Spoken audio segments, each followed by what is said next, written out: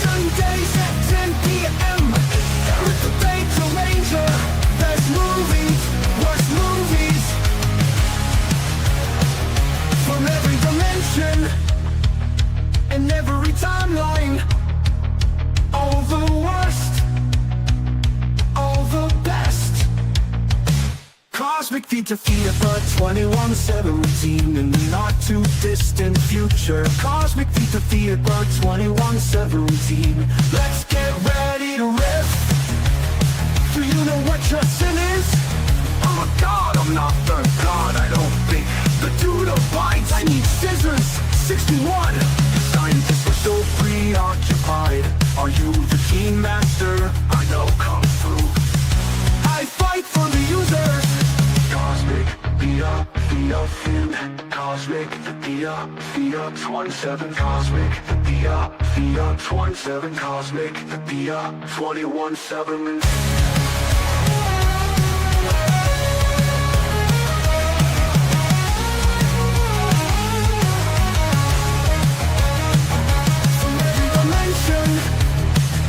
In every timeline, all the worst, all the best.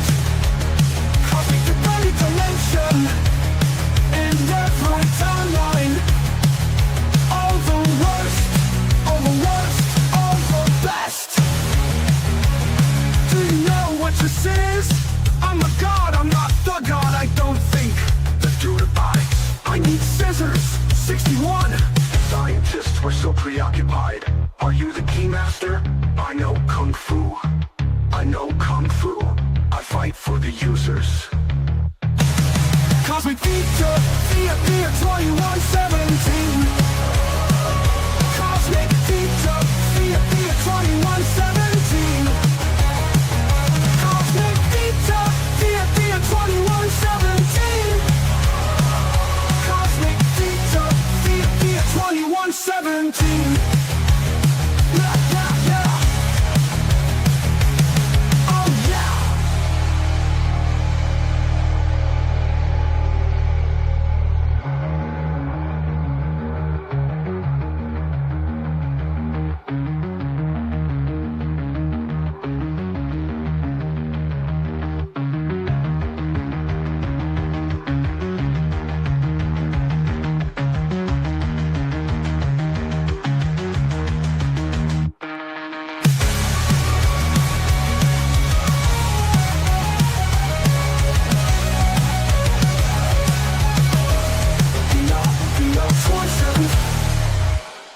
Cosmic Theta Theta Theta 2117.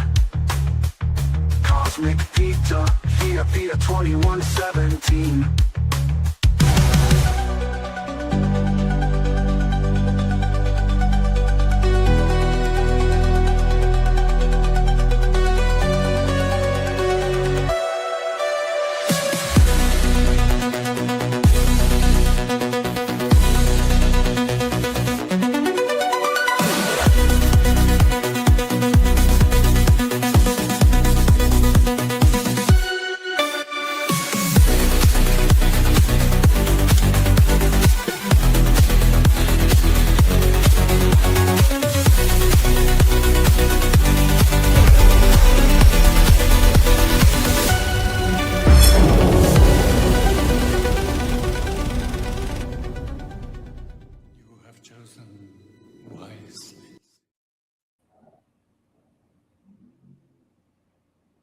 What's up, everybody? How are y'all doing? Greetings, programs, all you anomaly archaeologists out there tonight. I hope you're doing great. The soul of storytelling is still out there, buried beneath the noise, and we're here to uncover it. So thank you for joining us. We had a great stream last night talking about a bunch of different realities, simulation theory, and all sorts of stuff, different films that have that kind of theme involved. So let's go ahead and talk about and kind of rehash a character or a actor rather that we were talking about for a little bit. Ryan Reynolds. I had on my thank you. Appreciate that. But yeah, we have a great story. I don't. I think it's a great a movie. You know, like I'd say it's a 7. You know, 6 or 7. It's not like out of this world, but it's fun. I love Jeff Bridges and I love Ryan Reynolds, Kevin Bacon. So Ryan Reynolds is in R.I.P.D, the Rest in Peace Department. What happens when you're a detective and you die and you go to the afterlife and they recruit you to become one of their detectives to go hunt the ghosts and monsters that are lurking in the bodies and souls of the humans on the earth? Well, we're gonna watch and see. So thank you for joining us for Cosmic Theta Theatre tonight. And as usual, we have KJ Cowboy Dan with us. Hey, howdy, hey. You know, I've never watched the movie, but I have indeed read the Dark Horse comic books, omnibuses of the series. And, well, not really omnibuses, graphic novels. So looking forward to see what they did with this movie, particularly, you know, and when you're ahead in the jar broadcasting from the year 3020, sometimes the signal picks up a few restless spirits. And well, that's why I carry my proton pack with me everywhere, you know. Getting a chance to watch a movie with Kevin Bacon and Jeff Bridges and Ryan Reynolds doing what Jeff Bridges and Ryan Reynolds do well. Well, this film might be very worthy of the jokes we're going to crack, the riffs we're going to riff on, the supernatural twists, and even we're going to make sure that no spirits escape this broadcast. You know, the funny thing about this movie is that each of the main stars, Ryan Reynolds, Jeff Bridges, and Kevin Bacon, they really just play themselves in this movie. It's really just kind of like them just having fun, and you can tell that's why it's kind of a fun popcorn flick for me, and that's why it's a movie we're watching tonight. How are you doing, Dutch Gradient? Thank you for joining us again, and thank you for supporting the channel and being a regular panelist. I really enjoy your company and your thoughts on certain on the topics we've been talking about. So how are you doing, Mother? Thank you very much, and I appreciate being here. I'm doing all right. Just finally catching my breath after a lot of exertion with asthma. Never a fun thing. But yeah, as Scotty said, I mean, when you have talent like Jeff Bridges, Ryan Reynolds, Kevin Bacon, Mary Louise Parker, James Hong, I mean, you point the camera in any direction, you're going to catch talent. The fact that this movie failed so tragically. I know. Jeff Bridges himself said, there's a quote, "The suits just cut it against the grain," and I thought, screwed it up. Yeah. He described the film as underwhelming, and honestly, it really was. In spite of the story, the special effects, it just didn't click. I mean, like I said, it was a 6 or a 7 for me. It's a good popcorn flick. It wasn't anything like super special, but it was a fun movie. And like I said, it was one of those movies where the actors were just being themselves, just playing off of each other. And it was almost like they were just in a acting class, just kind of pretend, just playing around, having fun.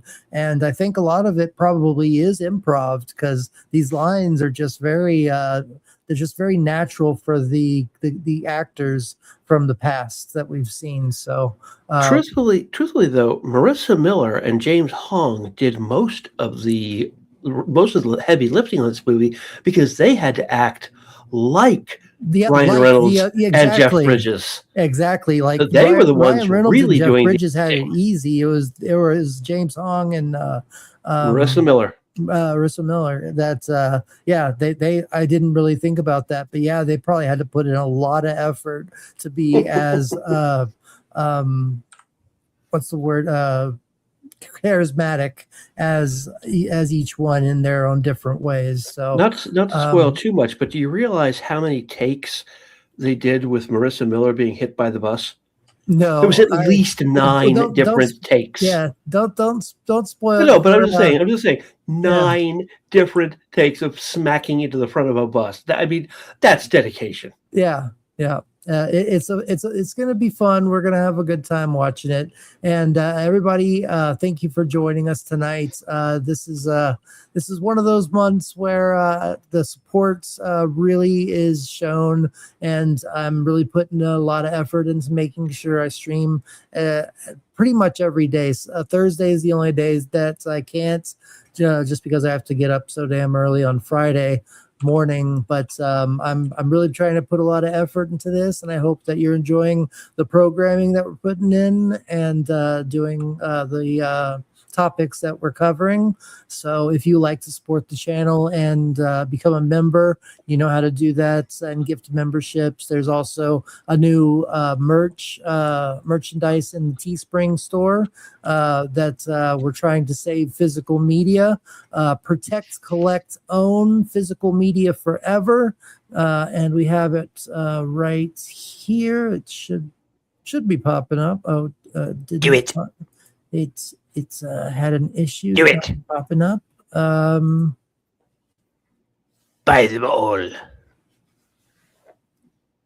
Oh, it looks like SteamYard's having issues with it. Okay, well, SteamYards, you son of a woman. Yeah, you son of a woman. Son of a woman. It works.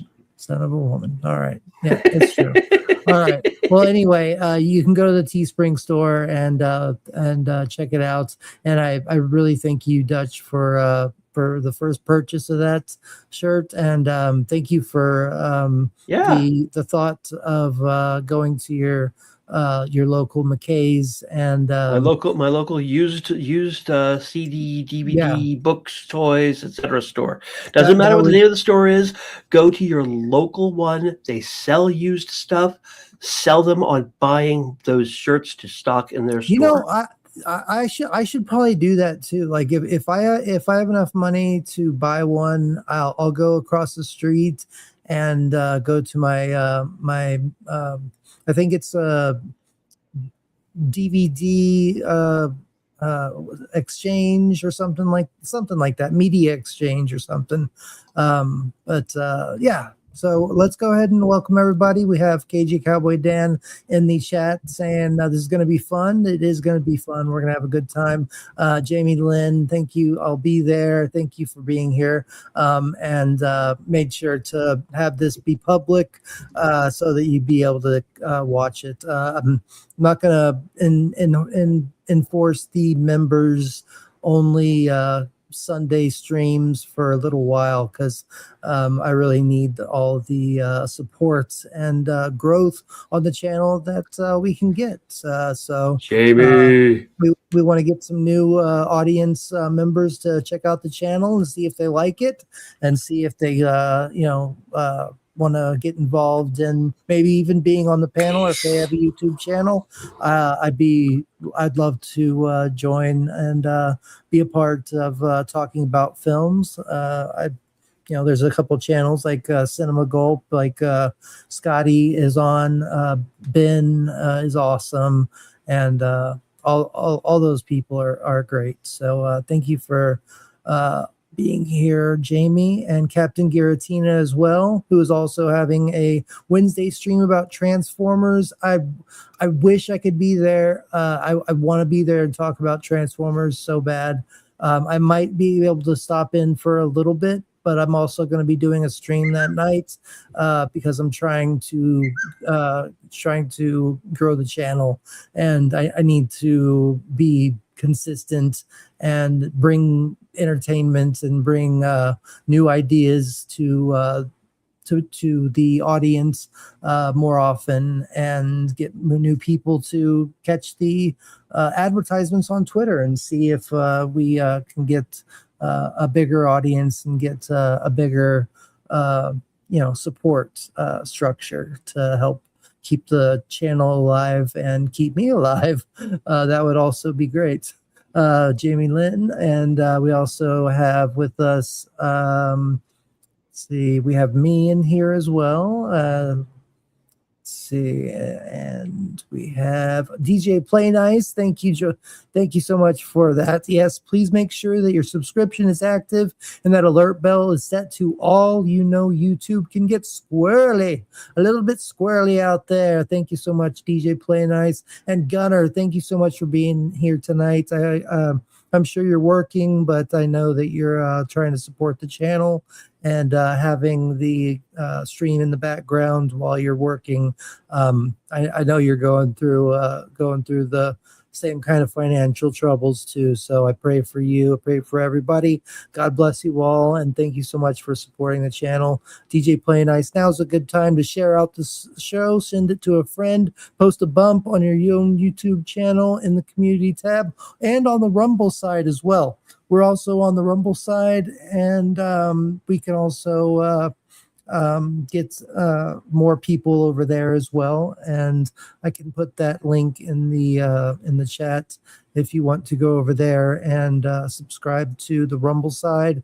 And just to support, either way is a great way to show your support to the channel and to keeping the channel alive. So this is that. And then there's also, if you want to go directly to help me support the internet this month, you can go to this link, and that's also in the description. So all those things are ways to support the channel, and I will stop with the grift now. So thank you everybody for being here. Just y'all being here and liking and supporting the channel is amazing. Plug.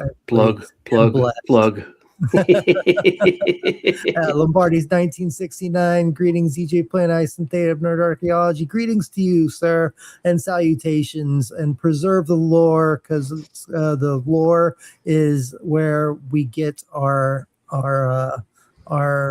ideas from. I mean, if we didn't have the media from the 80s and 70s, 80s, and 90s, I don't think that we'd be as entertained with film. At least I wouldn't be. But thank you, Gunner, again for being here. DJ Play Nice. And up and share out the live. Yes, please share out the live, like the stream. And Orphan Zane has sent a super sticker or super chat. Hail everyone, release the rabbit. All right, he wants the rabbit this time. All right, we got it. From stormy fields to shadowed lairs, no wind pit or shall foul be snares. Let tyrants tremble at my might, beware the rabbit's lantern light. Your super chat, keep this cosmic war alive. Chat your super chat, keep this cosmic war alive. Drop your super chat, keep this cosmic war alive. Chat your super chat, keep this cosmic war alive.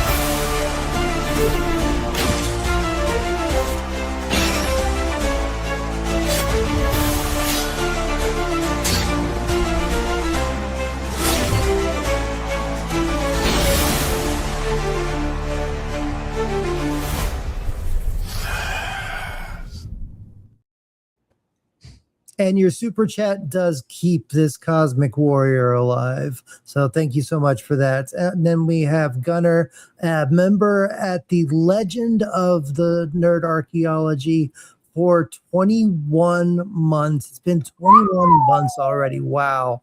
That's amazing, man. Thank you for supporting the channel. That means he's officially old enough to drink on the Nerd Archaeology page. Oh yeah, 21. Yeah. Well, I mean, at this point, that's why he gets a special credit, because he is literally at the highest membership for this channel. I'm so blessed that you've looked at this channel and you put your faith in and support to this channel and to helping keep it alive. You're amazing, and hopefully we can get out of our situations very soon. And then we also have Yeah, stop the planet. I want to get off. okay. I won't say anything, but I'll give you. It's okay. You're welcome. Thank you. I tried to get JLS again and missed again. I'm like, you got to be kidding me. Are you? And that's another thing. You son of a. Yeah. Okay. Yeah. I see. FK Decoy, BOTE Chris. I haven't seen BOTE Chris in a long time. I hope he's doing all right. He has a cool band and a channel that I've watched some of his videos on. And then Regios and Tired Midnight Blogger. Thank you for your membership gift to all of those people. And hey, don't get me wrong. I'm glad the 5 people I gave gifts to got those gifts. And guys, if you like them, please, in 4 weeks when they expire, renew them. Yeah, that would be amazing. Yeah, that would really help keep the channel alive, keep this cosmic warrior alive. Exactly. And since we were talking about the Matrix for a while yesterday, we will we'll give you the Meow Tricks today.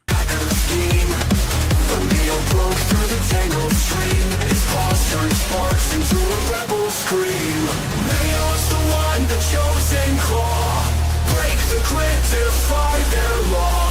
A digital rose, the world's last straw. Thank you all, you saw the flaw. We've come with a hopeful tone. Save our world, we're not just drones. Supercharged with the revolution zone. United by hope, not circuits alone.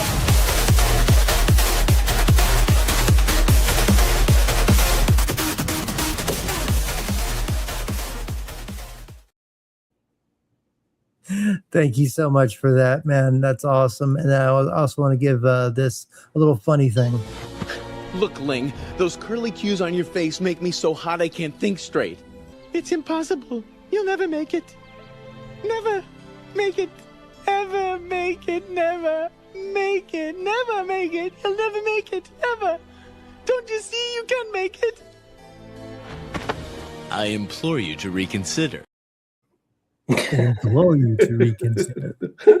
I love that movie so much. Have y'all seen that? That and Kung Fu Hustle. No, I can't think of what this one's called. I know I haven't seen it. Put it, if you know what that movie, because I can't think of the name of it for the life of me now. But I remember Kung Fu Hustle is also another good one. But yeah, thank you everybody for being here. Orphan Zane, thank you so much for the super chat. And thank you so much for Lost Cause. Physical media is going extinct. It'll be a quiet thing. The echo will be a little more than a whimper and a half of screams. A hall of screams. And honestly, the Orphan, I think you're wrong on that point, because there will always be a demand for physical media, and therefore there will always be a supply for physical media. It's how the market works. Will the demand for it reduce because of all of the streaming? It's very possible. But will it go away forever? No.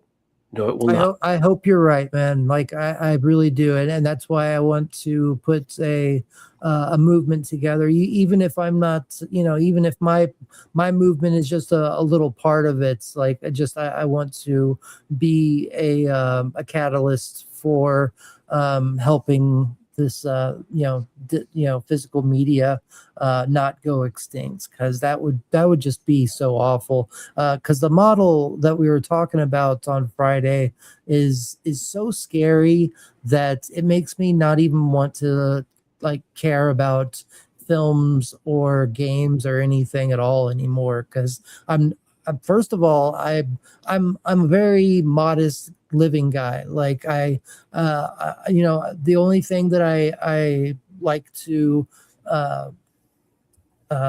splurge on is getting a Transformer every now and then to add to my collection. Other than that, I'm happy living in a room with, my cat, and that's it. I mean, I would be perfectly happy just being able to stream and, go to work and, live like this. Maybe meet a woman and have a child one day, but that's also in the might be in the cards for later. But yeah, it would really hurt to have to rebuy my media every 6 months, and so I am glad that I have my little nest of physical media that are my favorite films, like Unbreakable and that trilogy, The Matrix, and stuff like that. But there are movies that I haven't had a chance to get that I really want. I mean, there's a ton of them out there. We were talking about a lot of them. Like I want, Close Encounters of the Third Kind, and Starman. A lot. I mean, it just goes on and on, and we don't need to get into another conversation about that. Well, regarding the news for physical media, there, as we talked about the other night, there is going to be a silver lining, and that silver lining isn't going to be in the form of modders, and also the potential return of getting certain versions of games in the lines of shareware. Some indie developers are going to return to the shareware model, while also the modding community is stepping forward, and we are going to have modded versions of a lot of these games that are either hard to come across, or games that modded versions of games that you can play on modded systems, such as a modded PS4, modern PS2, a modded Nintendo Wii, and there's all. Before I forget, Tony, you gave me Transformers Devastation, but then it got deleted like when my computer broke. I don't know if I don't know what happened, but it didn't get transferred over. So now I lost that game now. So that's one of the games that Steam took off of their shelves too. And regards to Steam is one of the silver linings to a certain degree, because Microsoft, while they've already eliminated as well physical media, Steam, their next console that Microsoft is going to make is going to be a Steam box, and so you're going to have access to the Steam games as well as what few games. We saw that on Scooby's stream. She showed that. We even talked about it on our stream too. Yeah. Now, regarding that though, Steam, unlike Galaxy of Gamers, or GOG for those people who are out there, Galaxy of Gamers is still working on the keep the games alive movement, where we're going to that they're going to try to get as many of these older games, the rights to these older games, so that way they can have indie developers do the mods for them, so that way they will continue to work on your systems. Regarding games that are being taken down by Steam, Steam is going to continue taking down games as long as the game development companies tell them to. So make sure that on top of your Steam that you have yourself Galaxy of Gamers, because Galaxy of Gamers is the way to go, especially if you want to find a lot of these older games. And look up emulators. There's a bunch of good emulators out there, and the emulator community is going to grow. I was looking into one of the emulator people who are making emulators, and right now Nintendo though is going after the people who make emulators, and they're also going after the modders. So Nintendo is like also having moved into, because they're moving away from those little memory card versions of cards. of their games. Cartridges. They're moving away from the memory cards and into no physical media as well. And so, but Nintendo has been suing the modders for the last couple of years. It's becoming more and more Can't prevalent. sue them all. I mean, Well, but one at a Gotta time. sue them all. They Sue 'em absolutely will be suing a lot more, and they're going to get those wascally modders. those wascally modders. So make Your hat sure is that almost an Elmer hat. it is. Yeah, It is. it is almost. Almost. Almost. If I only had a body and he had his head in a jar, then that'd be a different story. I'd get that rabbit. Wabbit. Wabbit. No, because it's duck season. So Wabbit. Wabbit season. But Kung Pao Enter the Fist is the movie that I showed. It's a very funny movie by Steve Odenkirk. I definitely think that we should watch it one of these days. I'll make sure I get all the links together for our next stream regarding because we have a stream coming up, I believe, on Wednesday where we're going to talk about a little bit deeper into where the digital media is going. I believe Theta and I are going to be talking about YouTube and a couple others. So I'll make sure I have some links available for everybody. We have a couple of links that everybody can sign for petitions to make sure that we can try to get Sony to do what they want to do. Sony's not historically known for accepting what people sign in petitions because being a company that's run out of Japan, they don't care what American petitions do. But we're definitely going to put out the links for the petitions. We're going to get out the links for Galaxy Gamers.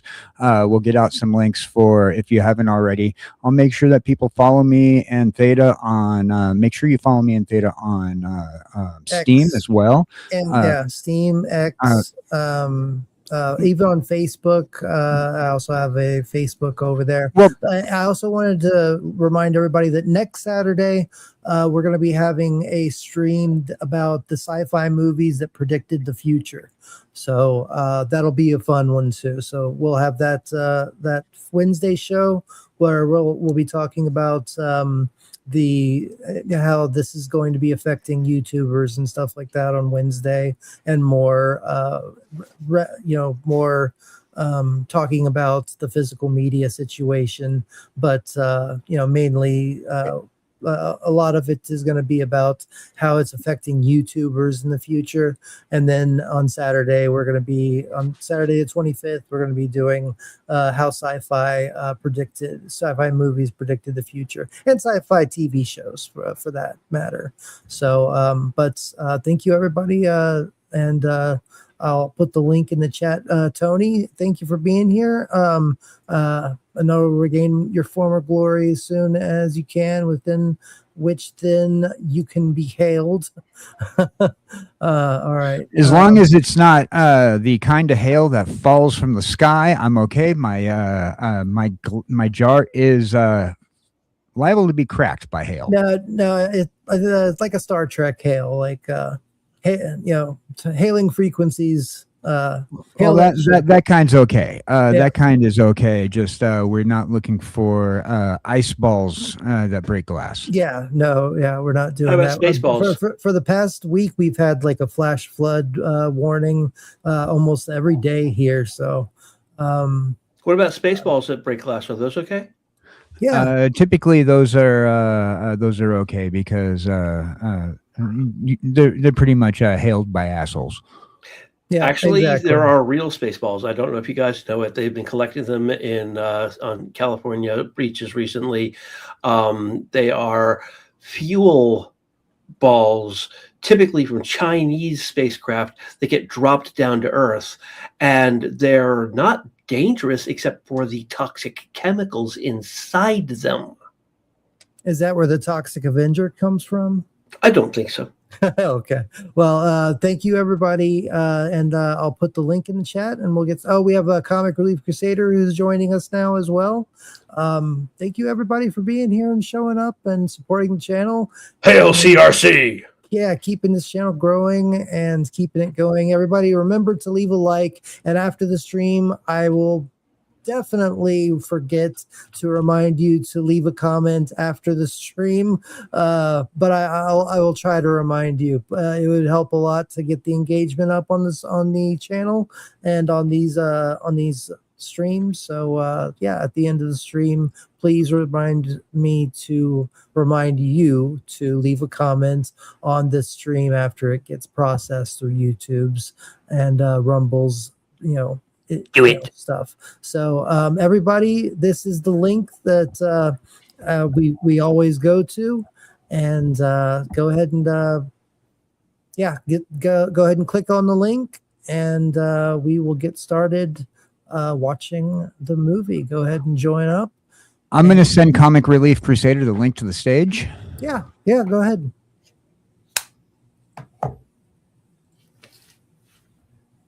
All right. Yeah. CRC, it's in your chat. Yeah.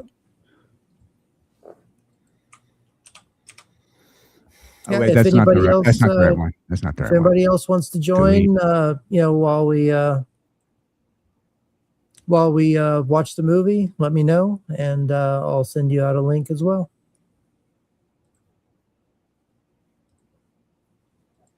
And there you go. Looks like, right. I didn't realize this, but my name is officially changed. Yeah. The name change has finally come through from the government. I am now officially Cowboy Bill. Okay. Gotcha.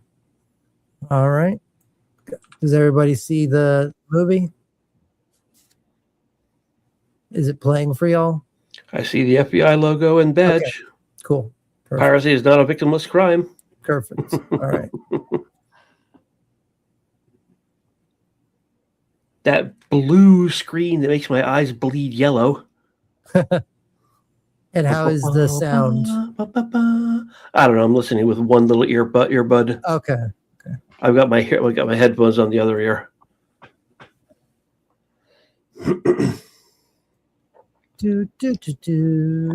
All I can think of is Minions anymore because of this.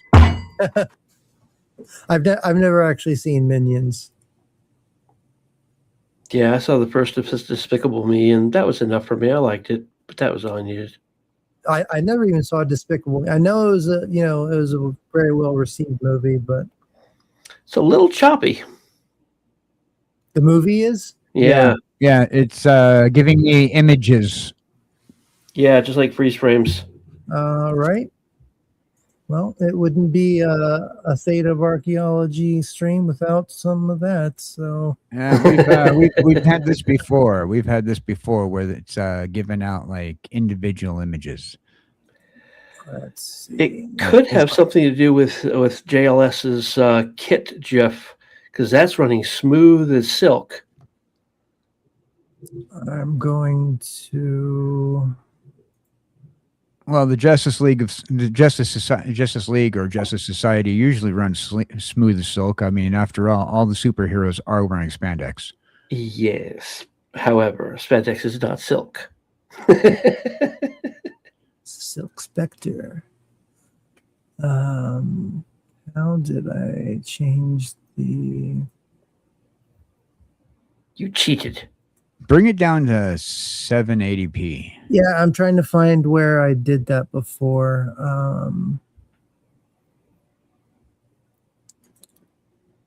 Auto off.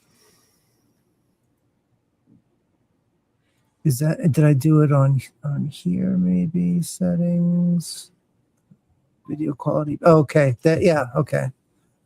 Put it on good. Is this better? Yeah, I think so. Hold on.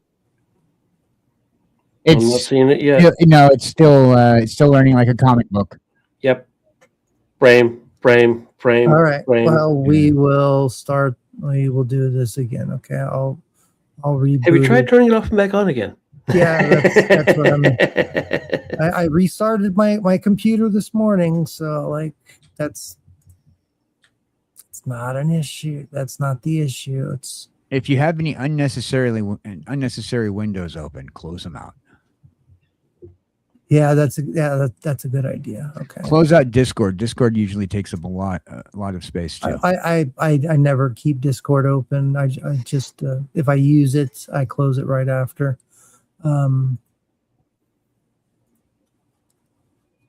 All right, I'm closing almost every tab I have open. I love when I'm actually on the panel of a show and I'll get a notification on my phone like 5 minutes after the show has begun. Hey, did you know this show is on YouTube right now? Really? Is it? Gosh, thanks. Oh yeah. And then I'm like, but I can watch it on my DVD without YouTube commercials. Yeah, I didn't realize that there was an R.I.P.D. 2, Rise of the Damned. Yeah, I went straight to video. Oh, did it really? Oh, that makes sense. Well, this movie bombed so badly. Yeah, I was surprised they even made a sequel. Exactly. That's why when I was going to play this, it was surprising.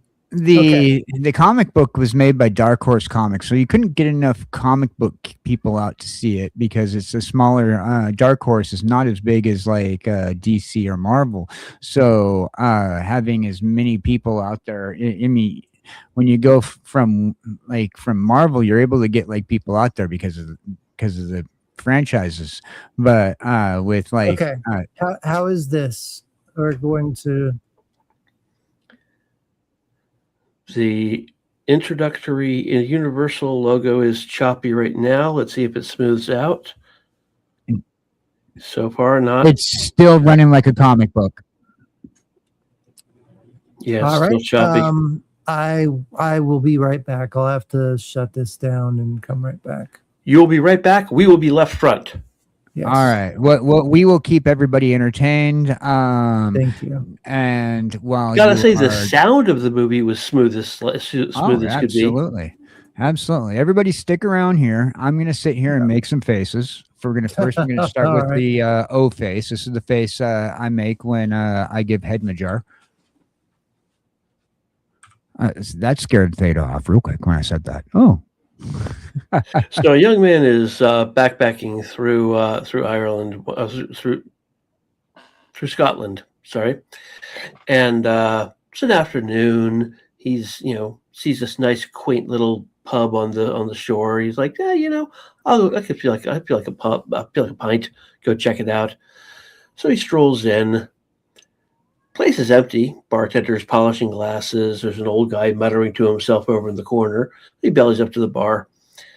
Bartender says, "What do I get for you?" I say, "How about a pint of Guinness?" They go, "Well, sure, why not?" He pours him a pint.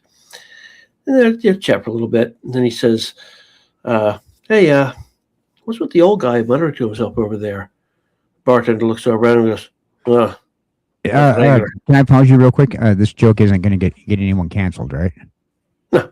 Okay, good. McGregor. Okay. Let me tell you about McGregor. Well, as soon as the old guy hears his name, he comes staggering over, sits down next to the kid, slaps him hard on the back. "How you doing, lad? McGregor's the name." Before the kid could say anything, he's like, "Tell me, lad."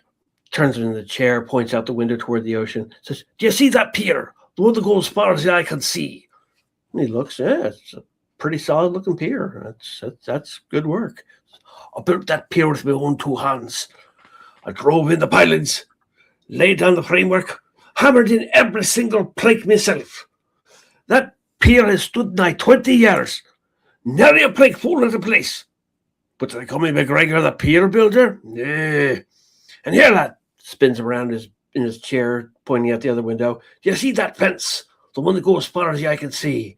He looks out the window. Yeah, it's a pretty solid stone fence. I mean, that looks really nice.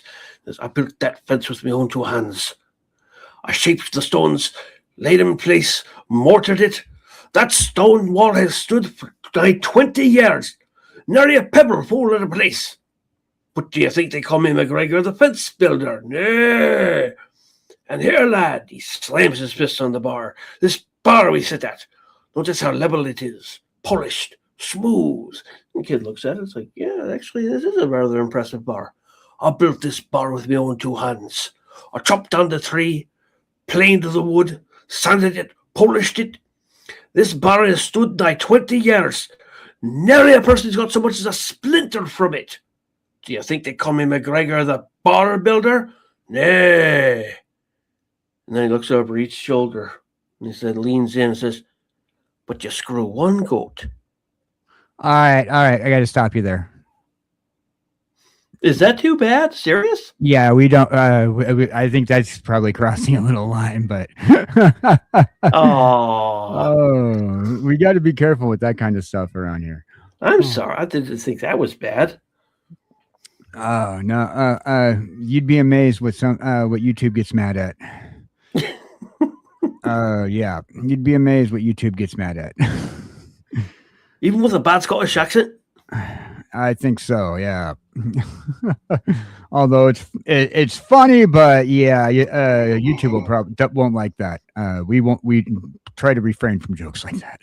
I'm sorry. I don't mean to be that guy, but and yet you are. but yet I am very protective over the channel. Very protective over the channel. But all right. So two drums and a cymbal fall down a cliff. Ba-dum-ts. Yeah. So have you guys heard about what's going to be have you heard about that Avengers Doomsday plot leak? Oh dear God. I have. Have you read it? Like as if I did not already have enough reasons not to go see Doomsday.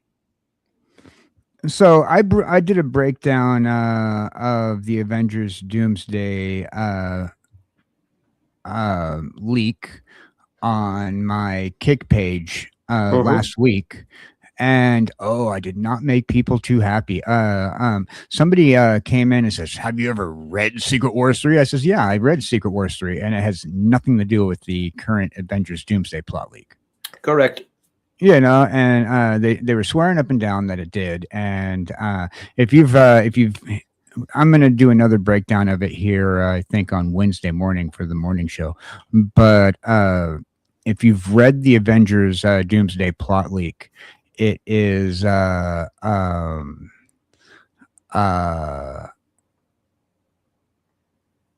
is a long circle in order to get Tony Stark back in the MCU. And they won't. They're basically going to recast everyone for Secret Wars. They're going to kill everybody off. That's for dang sure. I meant for, not in Secret Wars, but for Secret Wars, they kill everyone and then recast everyone for a whole new reboot of the whole series. And it's like no one cares now. Yeah. Okay. Let's see how. Oh, we lost like 20 people. That sucks. Well, yeah. Well, but so the Secret Wars thing, it's pretty bad, and I'm going to be doing a second breakdown of it here in a couple of days. So join me. I am too, actually. I did a video like 6 months ago about my my theories about how this was all going to happen with the incursions and everything. Oh, it's forget about the incursions. That's have you read the the leak yet? No, Oh. I'm just. It's pretty bad. It's pretty bad. I did a thing about it last so week it's not on going to have Kick. anything to do with incursions. No, it's No. not. No incursions. There's a risk of incursion that they're going to mention briefly, but it's not. It's going to be a whole excuse to kill off the legacy characters from other franchises. Yeah, exactly. They're gonna just they're gonna have Doom kill off like every legacy character, and they're going to turn the X-Men into villains. Yeah. Yeah. I mean, but there's no threat of incursions except for a thought process of an incursion from Mr. Fantastic. Well, that's kind of what I. That's kind But of what I. No incursions actively. I knew. I mean, because if they focused on the incursions, the whole movie would be about incursions. And There's going to be like one little blip based off of the leaks. I kind of that was in my video. Like they were going to it was just a looming threat, and that's why. Yes, Battleworld and they're started. gonna mention Are it. they going to include the Molecule Man, No, or is it going to no. be Franklin? So there's going to be Franklin. They're bringing in Franklin that's what I Richards. figured too. And Franklin Richards sounds like he's going to be built into the villain of the next story, based off of what they're building in. And That's what. Yeah. If y'all go back and watch that video, but I'm going to be doing a breakdown a lot on it of here in a that. couple of days. On the topic of superheroes, the Babylon Bee just reported a man was bitten by a radioactive cat, and now he's lying around the house all day. Yeah. That's pretty funny. Okay, let's try this again. One more time. Hopefully it works this time. Knock on wood. That's me hitting my head. Let's make this work. I guess Cue the Ted Knight character from Caddyshack. Well, we're waiting. we're waiting. Don't make I know me Ted more. Knight's not his name, but that's the name I know him from Mary Tyler Moore. Yeah.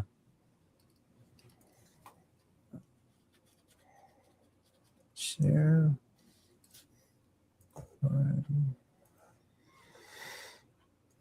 Okay. And The Walking Dead, Dead City. all right. Y'all see it? Yeah. All right. Resume. Now we have. Smooth. There we There go. we go. All right. There was an update on my computer. Apparently, that was the issue. All right. Everybody, come back, please. we had a nice chunk of people here.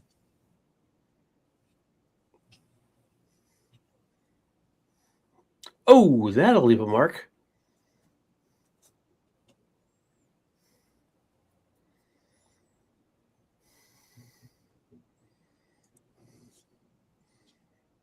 Let me go.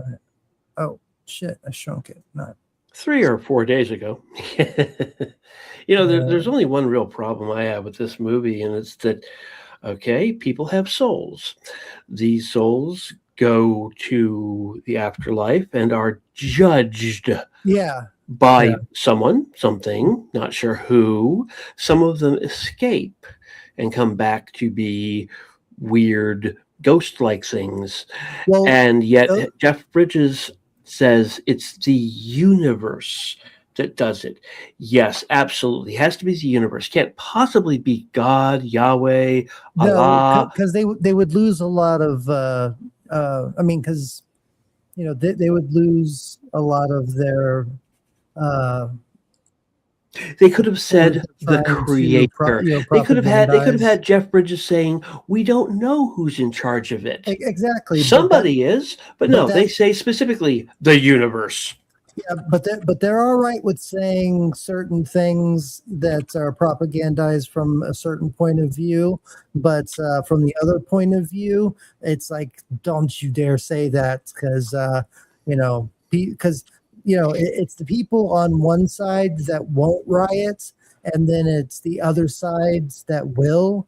So, I could it sucks, but that's why I don't like modern media, and that's why this channel is kind of dedicated to the retro media and the few and far between films that actually stand up for what they believe in, and say fuck the studio, and I'm gonna do what I want with this movie.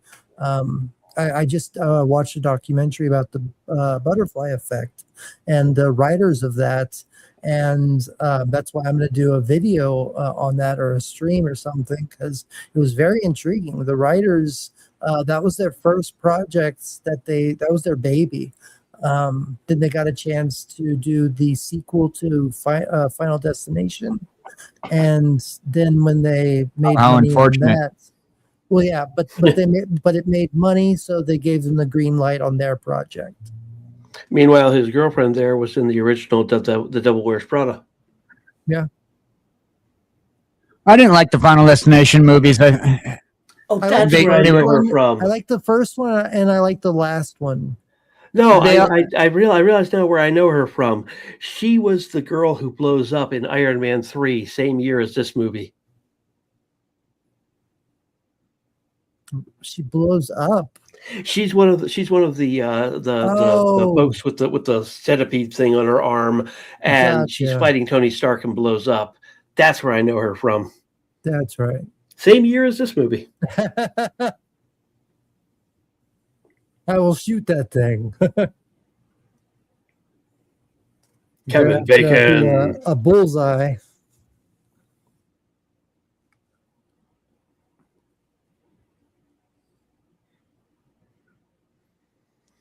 I need to turn this up for me. I always find it awkward when I see Kevin Bacon in a comic book movie. Well, see, I didn't realize, I didn't even know that this was made into a comic book or made from a comic book. It was Yeah, a it was comic made book for, it was originally, a yeah, comic book 1999. originally. Dark Horse Comics. Yeah, like 14 years before the movie came out. Yeah, Yeah, I think it started out as a just graphic found that novel, out. then they started doing monthlies like right after the graphic novel was successful. What were the characters the same? Like, was the Jeff Bridges character a cowboy type character? And Yeah, there was a guy from the present time and a guy from the Old West in the comics. And it was a whole department, like interdimensional spirit department type of police PD. Yeah. So you'll see that. I mean,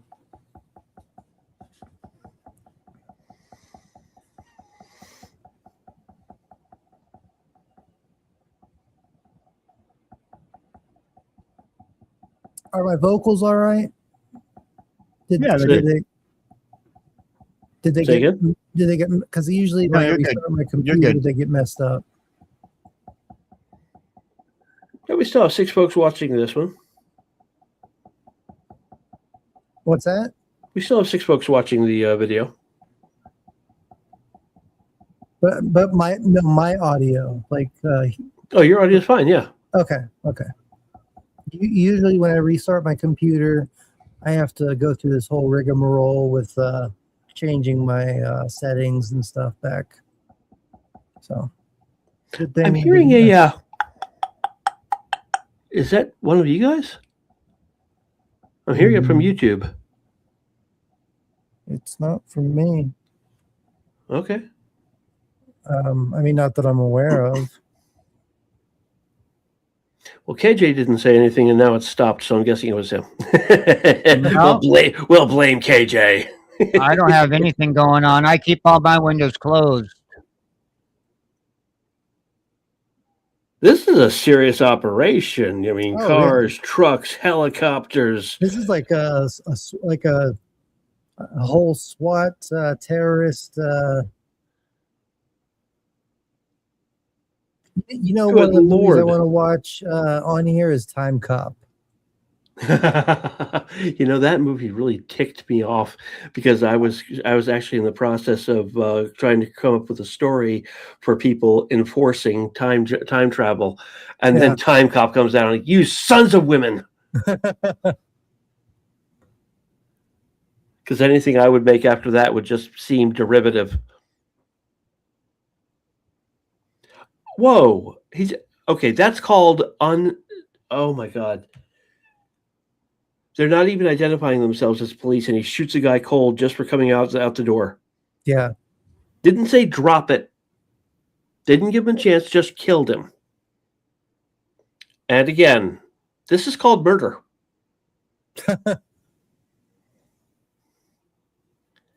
Well, These I guys- think that's kind of the point, though, is that Kevin Bacon's character is That's Ryan Reynolds. no, I know, but Kevin Bacon is there with him, and they're going in there as a team, and you know, this is probably how they work. I mean, you have to admit there are there are cops that don't go by the book. You know what? There may be, but they are the vast minority.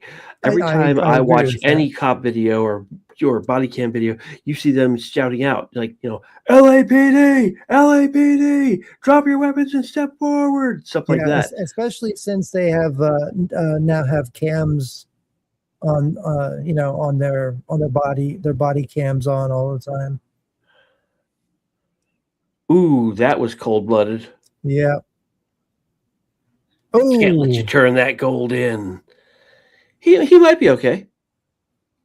Yeah, see, he's gonna open his eyes. See, told you, he's fine. There you go. He's fine. He was wearing a bulletproof vest. Yeah, a little Band-Aid, a couple of pints of blood. He'll be just fine. Yeah, and now he can freeze time. Whoa, that's impressive. Last time I saw him do this was in Spirited. In what? Spirited, a Christmas movie with Will Ferrell, musical. Oh, it was enjoyable as heck. I wish I could have it on Blu-ray, but Apple decided to keep it on their streaming process because you can't have physical media. Yeah, we'll touch back on that on Wednesday's stream.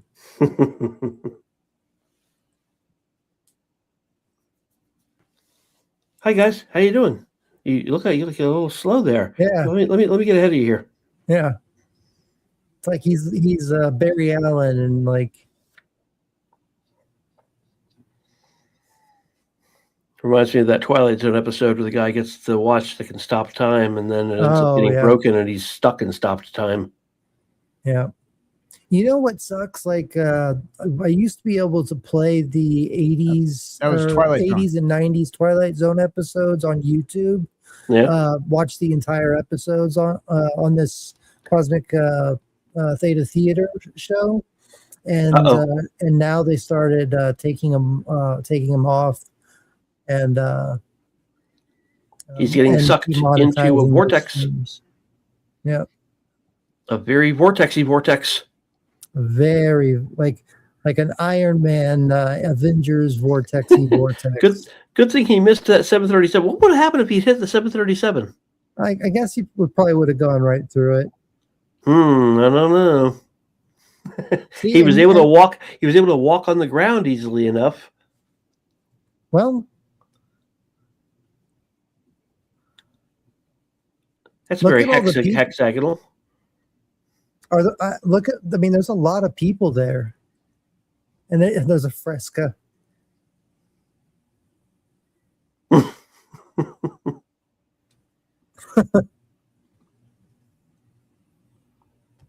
Is the bump gone or whatever? Yeah. Okay. I don't know. I never heard it, but I just wanted to check. Neither did I. I was only hearing it on the YouTube side. Yeah.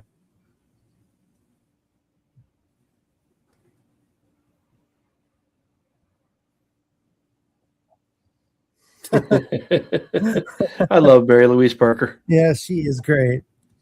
Especially with the bangs. Yeah.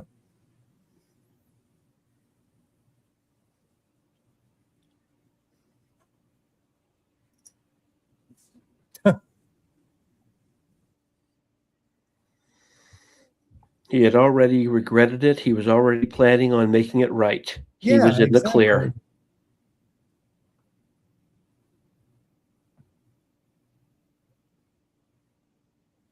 This is bullying. That is a cool gun.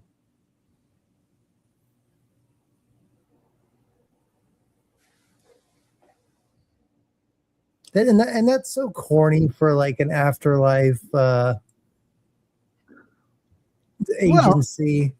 Well, it's a comic book. I know, but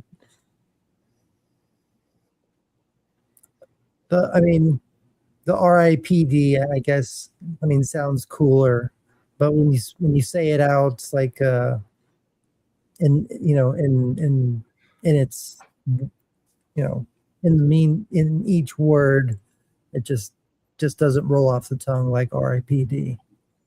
Yeah. R.I.P.D. typically stands for Rhode Island Police Department. I never thought about that, but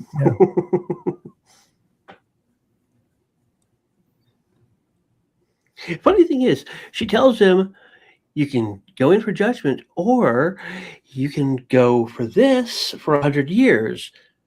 But she doesn't say that after the 100 years, he automatically goes to glory. I don't like that about her. Dungeon Crawler Dungeon Carl, Crawler, please yeah. read. You make somebody, if somebody so has far. to choose, like, to do something, they're going to choose the easy part over everything else. Yeah, You know, exactly. so why tell them? Just make it look like, okay, you're gonna you either risk it or you take the job. Yeah.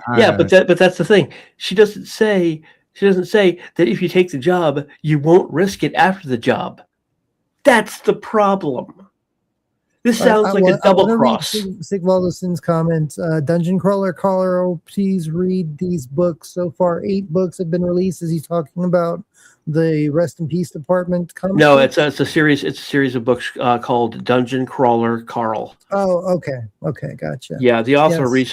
recently got in a little bit of a controversy for having the Critical Drinker review his show, and he was very friendly with the guy, and then like 6 months later, he turned around and was like, "Critical Drinker's a horrible person." It was like, dude, really? Gotcha. Yeah. and as always, praise our Eldridge God. Yeah. I'll make a new video for that if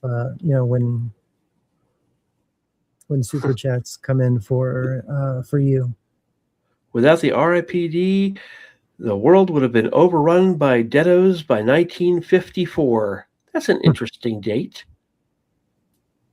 Matt Dinneman, the author, I guess, of Dungeon Crawler Carl. Yeah. Interesting. So this sequence right here, I can tell like that sequence right there. You remember in Beetlejuice when they were doing the whole scene where they're going through the office. This scene kind of reminds me of that. Oh, well, it reminds me of the Men in Black when Jay joins the Men in Black. Yeah. This movie had a lot of parallels with MIB. Oh, for sure. Yep, it's almost like a Ghostbusters meets Men in Black type of thing. What's interesting is how they really worked hard to make any returned Deado who had popped not exactly symmetrical, and in some cases decidedly not symmetrical. Could care less about that streamer. If the author felt he was a jerk, then he's a jerk. He's not a jerk. That's the thing. He worked very closely with the author. He worked very well with the author. And then 6 months later, the author was like, you know what? I don't like the guy. He's a jerk. Wait, what? That happens a lot. And the streamer had done nothing. In the comic book industry these days, that happens a lot. Like with Ethan Van Sciver and all of these authors or these writers and artists that had to start their own publishing companies. And the Critical Drinker. Yeah, nice.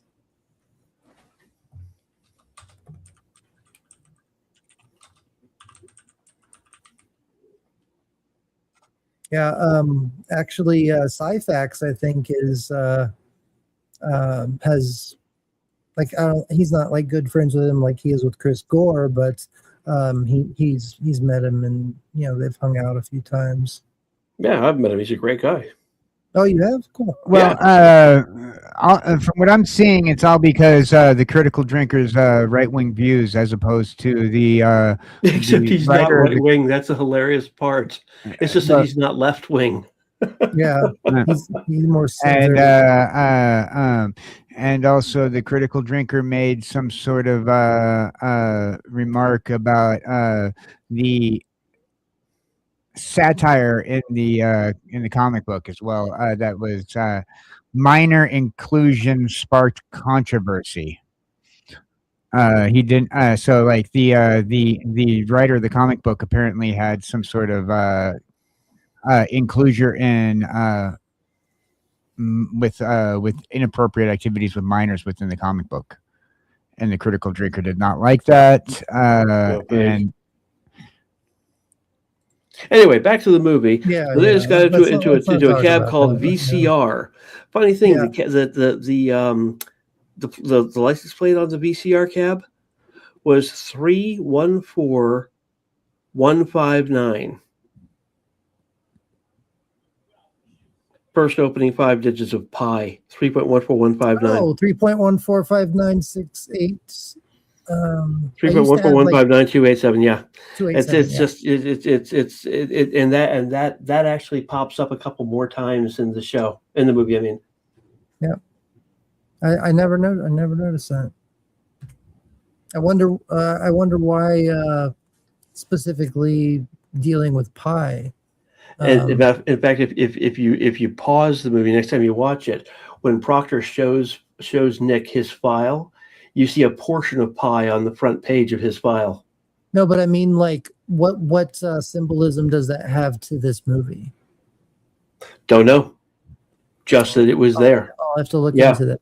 That sounds like something that a movie lore detective like me needs to look into. That sounds interesting. Oh, and also those Boston police cruisers we saw at the beginning of the movie, and we'll see throughout the movie, Mhm. they bear the insignia of the same fictional district A8 that is featured in That's My Boy 2012 and the pathetic remake of Michael Mann's Heat, The Town 2010. Mhm. And I don't know if you've seen The Town with Ben Affleck, Yeah, but it really yeah. is a pathetic remake of Michael Mann's Heat. Yeah. Let KJ watch this part real quick, because this is a very important. Oh, I thought you'd seen it. Sorry. I've only read the comics. Oh, Yeah, so he's trying to talk to his wife, and then the guy that killed him, and the guy that is his best friend, and then partner. Well, his best friend, Yeah. and partner, yeah.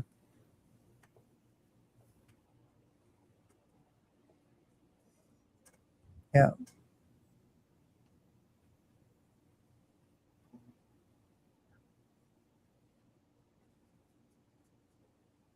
Yeah, and I think that's what you were talking about, the universe, Yeah. instead of like the Could have just said, we're not allowed to. Why not? Don't know. Yeah.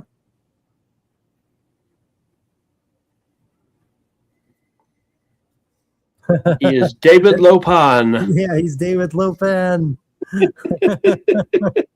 Just zap him with electricity, Ryan. Come on, you can do it. Yep. Well, maybe he made your eyes. Ah, Chew, if only you could see what I've seen. And this is Your what eyes. everybody sees when they look at Jeff Bridges, a hot chick.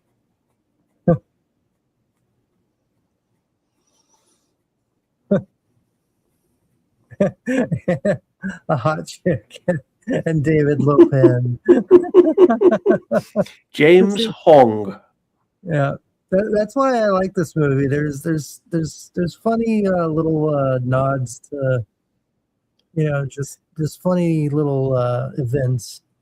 Don't know if you noticed it on there, but Jeff Bridges' car, yeah, there you can see it. He has what's called a suicide knob. Yeah. They allow for a person to make incredibly sharp turns that they probably shouldn't make. Yeah, which is why yeah. I got that name. And my uncle was a trucker and he had one. His Bridges is an 8-ball.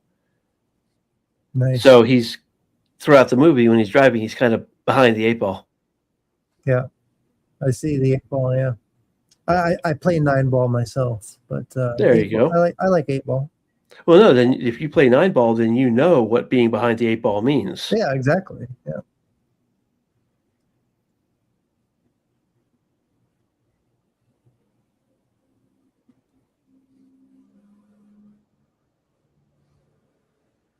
Back when I had my pool cue, before I had to had to pawn it and got lost. I used to go to the pool hall and make a little bit of money off some people. I never was that good, but I went with some friends one time. We were shooting. I couldn't hit a damn. I couldn't used sink a to damn play, ball and like, save my life. So I I finally looked at the cue I was using. The damn thing had a a curve to it curve. that was Yeah, like you really have 45 to make. degrees. Yeah, you really have to make. Right. See, So that's why so I I had like a personal custom cue. right. So I went to the other cues and I finally found one that was straight. And all my buddies were like, "Oh yeah, like that's gonna make a difference." I sank the next 3 balls straight. Yeah, I'm like, there yeah. you go. No, it makes a total difference. And I mean, yeah, the whole thing, like how it's made, what it's made with, how much weight. I mean, it just depends on the type of player you are. If you know how to use draw or masse or jump or how to use the diamonds on the pool table to Yeah. it's My all just geometry. my great grandmother knew Jeff Bow and Lloyd Bridges. Oh, nice. She worked with them. Oh, it's all right.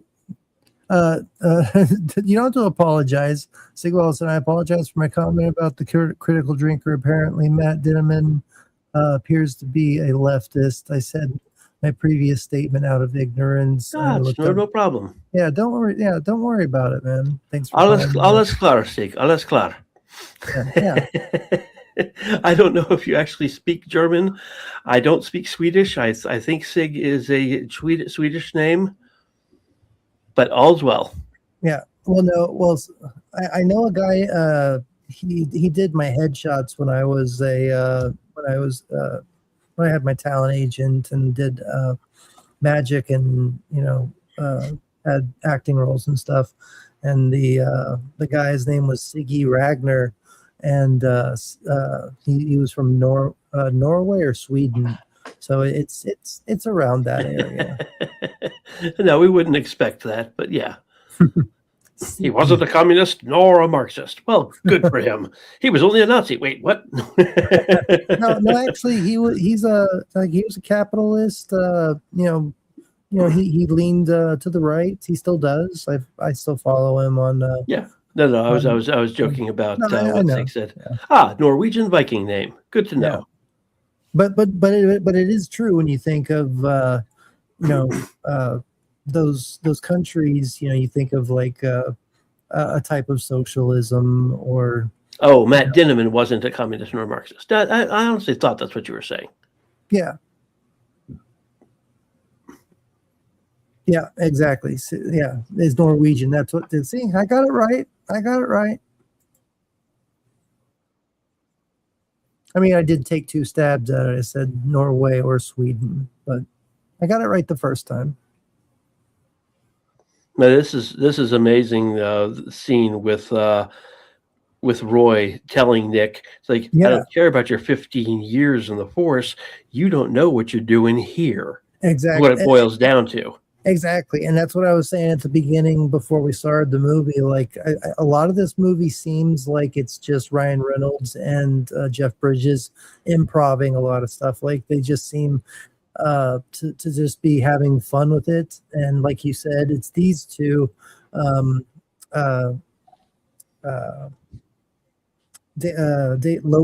and the hot chick that's really probably had trouble imitating their character, their acting and sarcasm and stuff.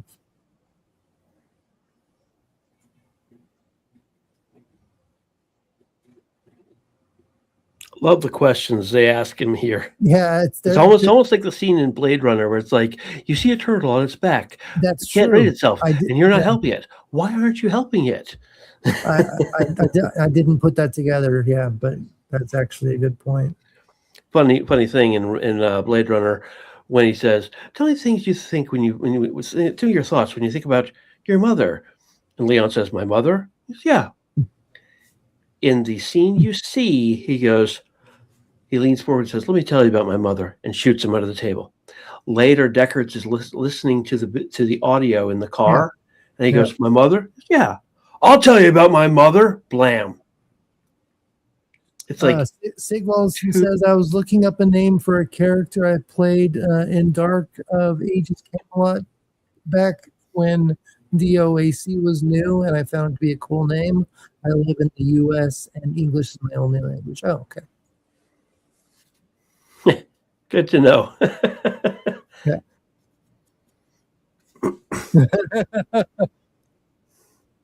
Oh no, he's popping. Can't figure out why they call them deados. It doesn't seem to have any real world parallel, and there's nothing in any trivia I looked up about it as to why they call them deados. Because they're dead. Really? Well, I mean, like it's no, but why deados? I don't know. I mean, they could call them deadies, deadites. I mean, no, that's copyrighted. No, but I'm saying, like, it's, you could ask the same question about the Evil Dead. Why do they call them Deadites? Why do they call them Cenobites? Right, but no, but by this point, at 2016, or rather even 1999, it's like, was there a reason for calling them deados? I think it's more deados is what they're called. Yeah, I think it's more just like to talk about them like they're less than worthy of anything, like a dead, you're just a deado. He hits him with his own severed arm, almost like a not slander, but like a insult, Yeah, but I mean, it's like, cops usually call suspects, perps. So I was like, it's like, you couldn't have come up with something like, something related to that?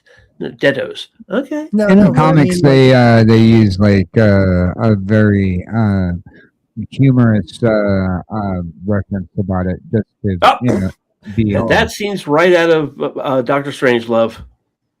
They use the whole thought process on the based off of what the comic books is, apparently, with the terminology. Yeah, that's what I said. I mean, the terminology used back in 1999. It just, I thought there might have been a point to it.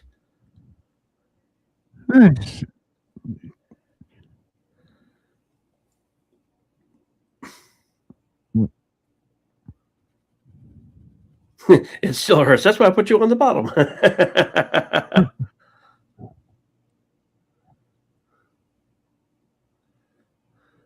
I love Kubrick and Doctor Strangelove and everything except Barry Lyndon. Gentlemen, this is the war room. We can't have any fighting in here.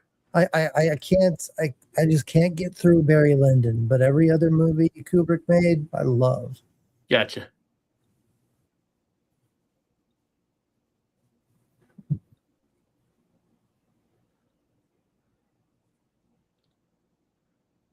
And that's the end of him. What's horrific about it is when you go rogue and you don't let them take you back in, they erase you. Yeah, well, and I wonder, like, if he would have shot him before the gold was puked out, would the gold have disappeared as well? I have to imagine it would have. His clothes did. Yeah. So that's. But this was a plot point. The gold had to come out before he got shot. Comic books, if they had like some sort of artifact within their being, the artifact would remain. Okay. Oh, there you go. Thank you. Sense.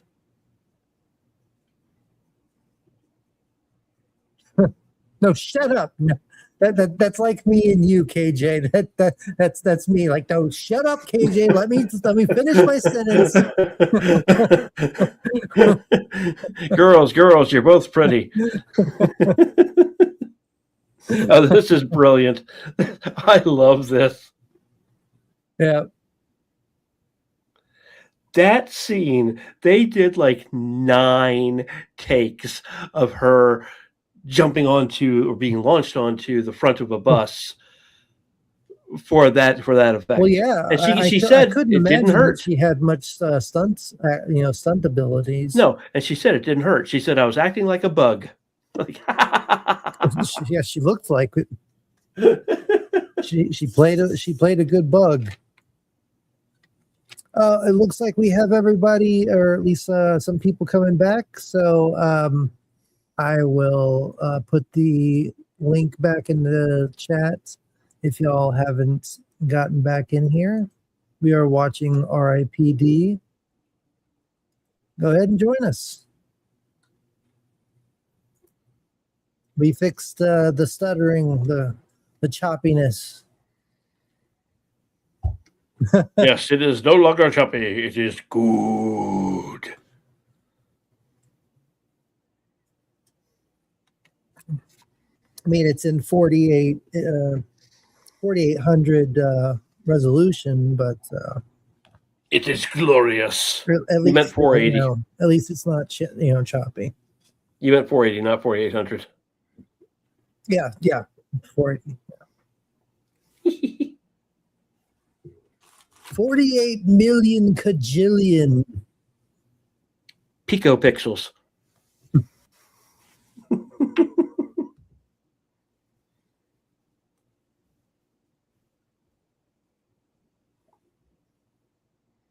How do I make the movie full screen on my phone? There is a button. What on StreamYard or on? No, No, on Cosby. On Cosme, there's a button at the top right. It's like a little square with It's like a broken little square. arrow, like a little 90-degree arrow, like a 90-degree angle. On yours, maybe. Not on mine. Mine's a broken square in the Oh. top right corner, next Yeah. to your profile picture. Yeah, mine doesn't have that. Darn the luck. Are you watching it on? Well, I guess you'd have to. I'm watching it on my phone. Oh, okay, gotcha. Oh, That's yeah. probably why. Oh, you can't on your phone.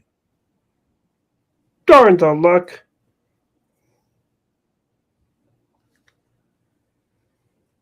Funny thing, he actually calls Ryan Reynolds a deado. Well, they're all dead. They all are. Yeah, I know. I just thought deado was just for the ones who got away Yeah. and are running from the R.I.P.D. Well, and that's why I think that it's an insult more than like a label per se. Yeah. He's kind of talking down to him like you're just as you're just as low as the monsters that we're hunting because you're new. You're the new guy. Now, in the comic book, you end up finding out that even his character is not exactly as wholesome as he put off to be, like being like a law enforcement officer of the Old West that could never do wrong. He took matters into his own hands all the time. Yeah. And as you can tell with the way he just kills off the guys when they just overstep their bounds. When you see the flashbacks in the comic books on his character, he does the same. Yeah. I love how he says to Roy, I thought you were some kind of rebel, Roy. I fought from the north.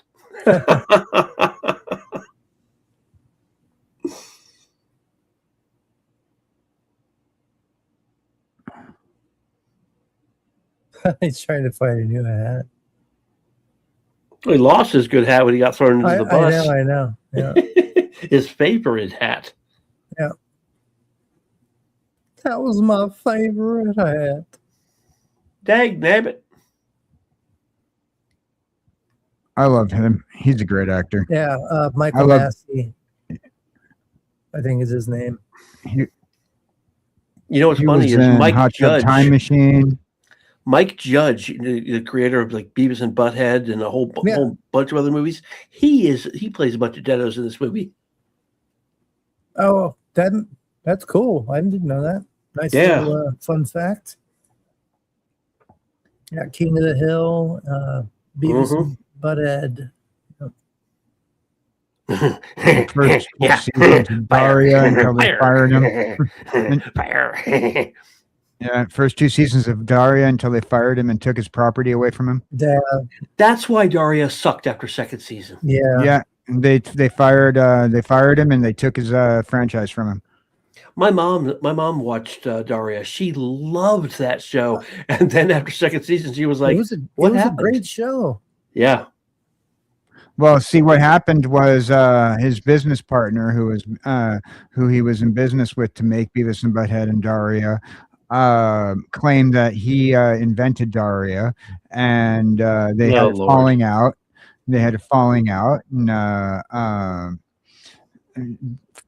pretty much Paramount was looking for a reason to get rid of Mike Judge anyway, since they had now owned his property. It's really sad to hear about that.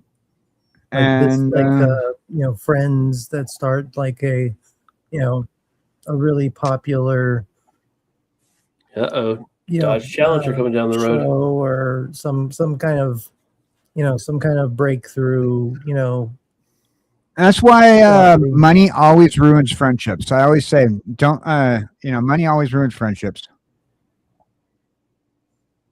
I hate to look at it that way, but I would say 98% of the time you're right. Anybody who's in it for the money isn't in it for the friendship. Like even do you know the completionist that YouTuber that was on G4 for a little bit?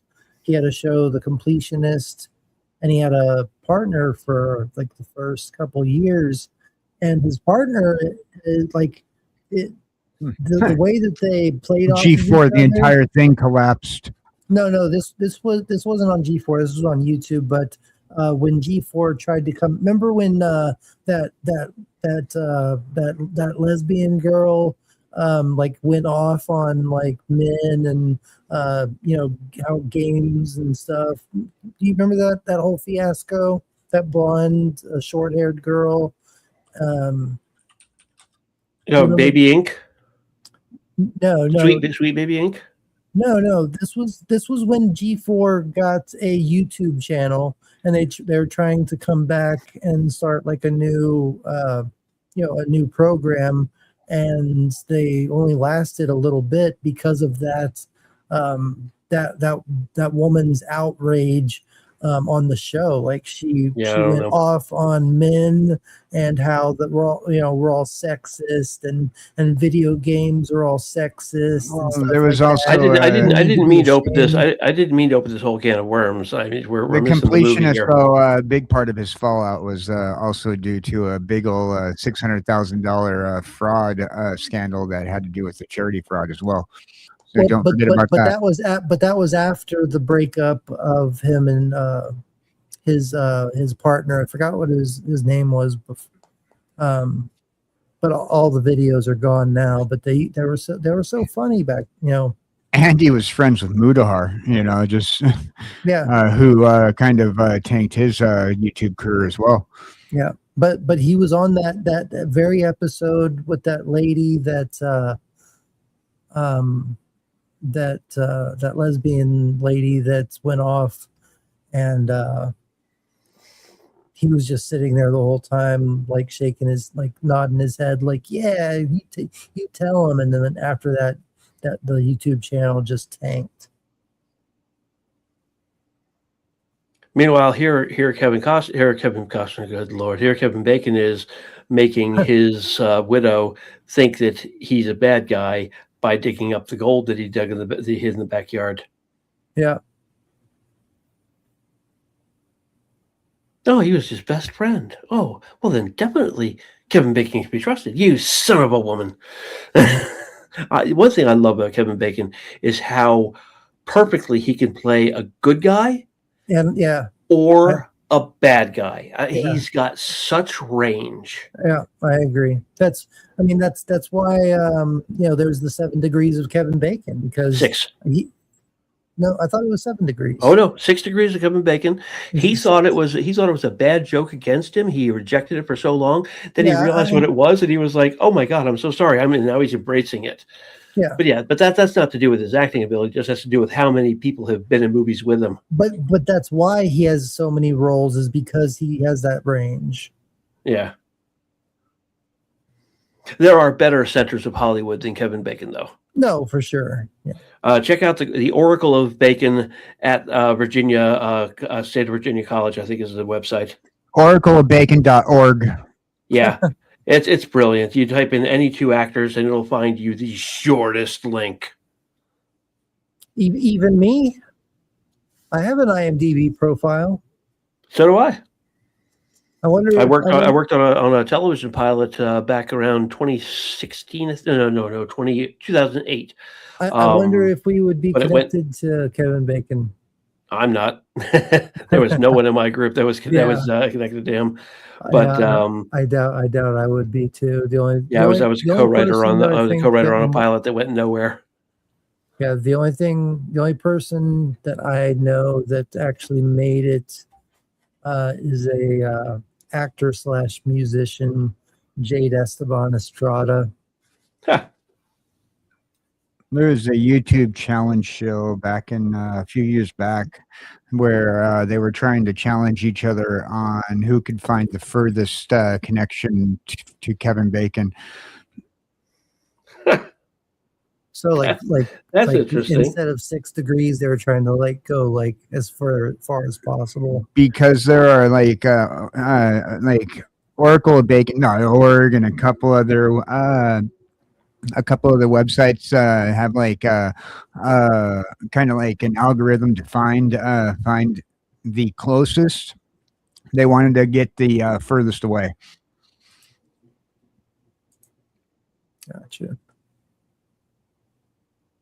No, thank you, Jamie Lathan Simmons. I appreciate the Simons. I appreciate the compliment. Honestly, though, it wasn't much of a TV pilot, and it went absolutely nowhere. I was the co-writer, the continuity coordinator, and I was actually the casting manager, because I was the one who made virtually every casting decision, but they didn't give me that credit. Very cool. And I had a cameo in the pilot. Yeah. Sounds like you had a pretty impressive resume with your monologue, your 3-page monologue you nailed on your play. We don't talk about those things. That was private. Oh, sorry. No worries. And besides, one IMDb show, there was a pilot that went nowhere. We did one scene set in the dining room. There was a microwave in the background. It took 6 hours to film 15 seconds of a scene. Yeah. You knew the microwave clock was going to change. I walked over, typed in 1214, and didn't touch anything else. It stayed at 1214 for the whole scene. Was it SAG really? SAG? Oh God, no. Yeah. This was a total indie. Yeah, it was a coworker of mine who was working on it, and I had shown interest in behind the scenes stuff, and he asked if I would like to work on it. I was like, sure. Yeah, that's my films are too. This guy. One of them was SAG, but the other 2 weren't. Gotcha. This guy, they had behind the scenes, they had so many great things to say about this guy. They're like, he had so much energy. He was totally budget Elvis, but we were so glad we could afford him. That is awesome. Tell us about the gold. This is not David Hong as not David. Is it David Hong? What cast? Yeah. David Lopan. James Hong. This is not James Hong's first time in a freezer. Yeah, your eyes. I make your eyes. In Blade Runner. Yeah.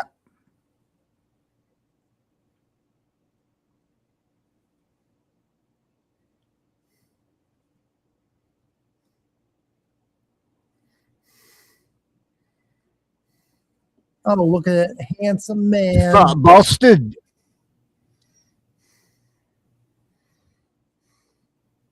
Hey, it's Shrek. Yeah, I know.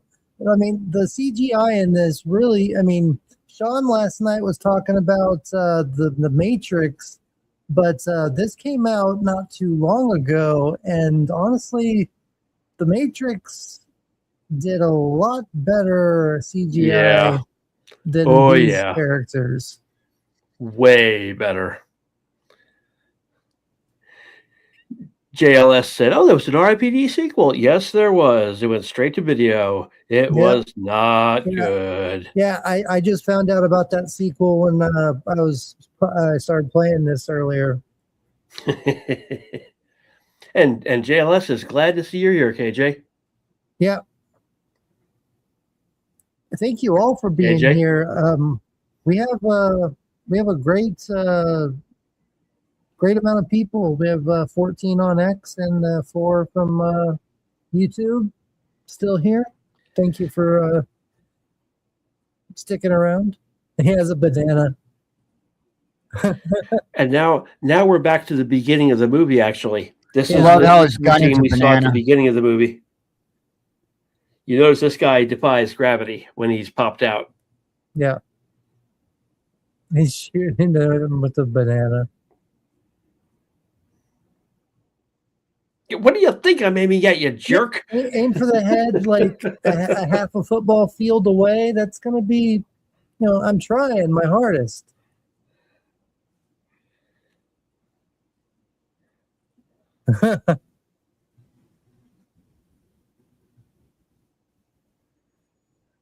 Oh, my ass.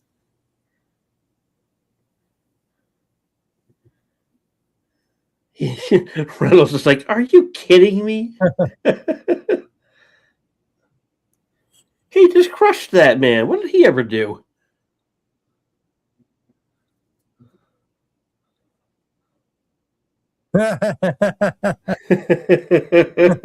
and she's holding a hair dryer.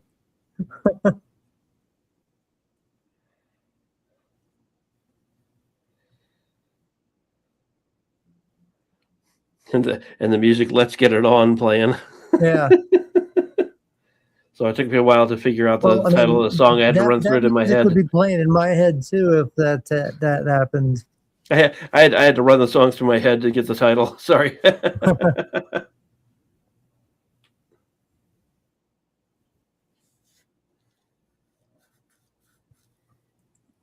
Oh dear, get out from under him. By the way, I've watched Mythbusters. It is so hard to make an elevator crash. They have multiple safeties on them to prevent just such an occasion. Yeah, this only happens in Willy Wonka and this movie. And in Superman 4. Oh yeah, you're right. The Quest for Peace with Nuclear Man. By the way, the elevator scene on the Eiffel Tower in Superman 2, the guys who had the nuke. Yeah. Harry Potter's uncle, Vernon, is one of the terrorists. What? Yep. Vernon Dursley is one of the terrorists in Superman 2 at the Eiffel Tower. He's one of those like, it's already armed. Oh, I'm gonna have to go back. The one with Zod and Yep. Zod, Zora, and Erg, okay. Lurg, whatever his name was. Yeah. Yeah. Ursa, and forgot the big guy's name, but yeah. Yeah. Vernon Dursley is one of the terrorists. Interesting. I love those boots she's wearing. Oh my God. Yeah, she's a hot one. Pure honest myth about elevators. Yeah. Yeah, the Mythbusters found an elevator in like 100-year-old building, and they wanted to make it fall to see if it was possible for a dummy being launched at the bottom to jump just before it hits and save themselves. Of course, it's not possible. But they found. I've always had that in my head that if you jump right when it crashes that you would survive. No, But- you won't. But yeah, obviously after I watched that episode, I was Yeah, but they uh, tried so hard to make that elevator fall, and it took so many tries, and there were so many safeties to keep them from doing it, and that was in a 100-year-old elevator. Well, that actually might. I mean, honestly, these days they're very cheap with the way they make things nowadays. Might be easier to make an elevator, a newer elevator fall. Sorry for the noise, guys. No, it's all right.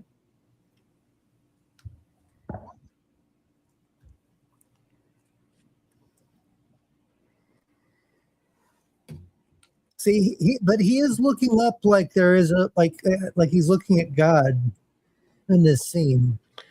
Yeah, this is my point. I'm like, you don't, you just, all you had to do is just make it. We don't know who does it. Someone up there does. We don't know. That's Yeah. all they had to say. But no, but he like when during this monologue, he's looking up like, why are you doing this? Right. That's my like we point. talked Why'd they about. have him say the universe? Well, because like No, I they said, didn't have to. if they said specifically, No, you're missing my point. They didn't have to say specifically. They could have had him say, I don't know. And then Ryan Reynolds could have been like, was it God, Yahweh? Allah says, I don't know. but Someone's doing but it. now you're missing my point. That way, they would they don't want to have to say God, Yahweh, anything like But that. he would have said, I don't know. No, I know. Someone's doing it. We don't know who it is. But if Ryan Reynolds replied with, so there's no God or anything like that. Well, no, he wouldn't have to do that because Jeff Bridges is already saying, we don't know who, but someone's in charge. We'll figure it out when we move on. Yeah. And by the way, if you go to my my Twitter profile, there was a very funny short comedy stand-up comedian that was talking about atheists stuff. I think you'll find it really funny. I did see it. Yeah. You did watch it? Yeah. Yeah. It made me, it cracked me up. I'd actually seen it before, but I was glad to see it again. I hadn't. I like that comedian. I had never seen it before. Yeah, thanks for posting that. I agree, Jamie. Yeah. God bless, and yeah, I really want to do some Bible study stuff. Uh-oh.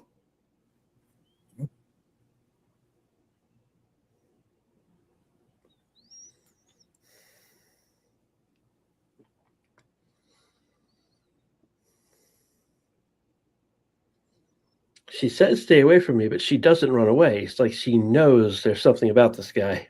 Yeah.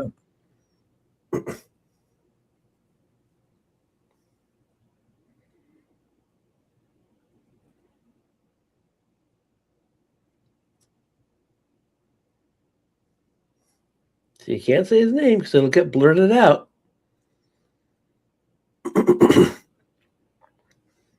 But you can't accept it. Not yet. I guess not ever, because, well, no spoilers.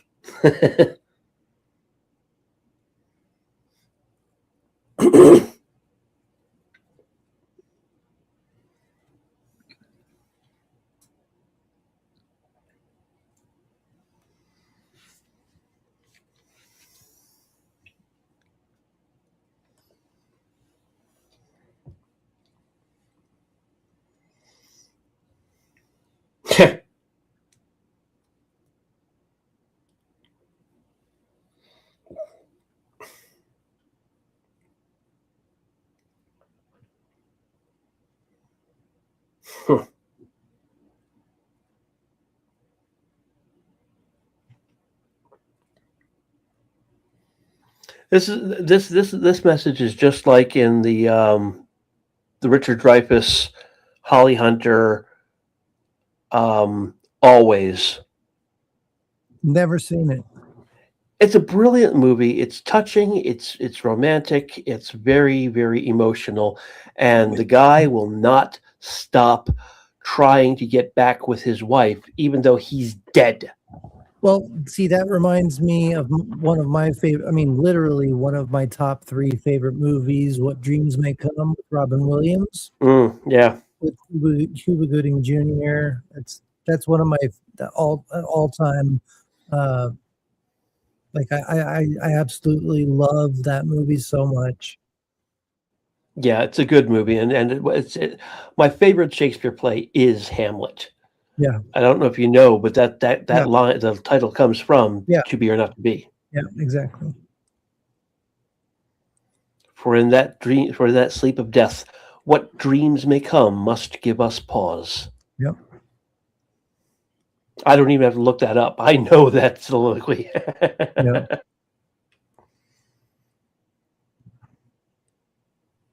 Trepanning.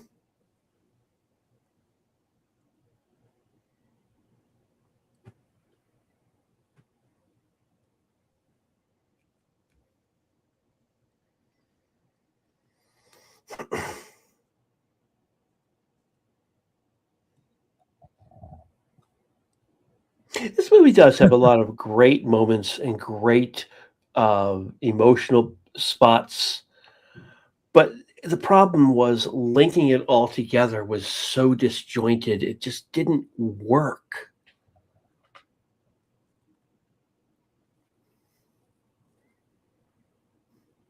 And that's where I think that's like I think it went off the rails because I think a lot of it was more improv than actually structured.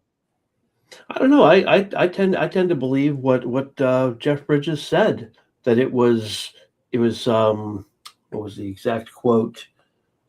Oh, there it is.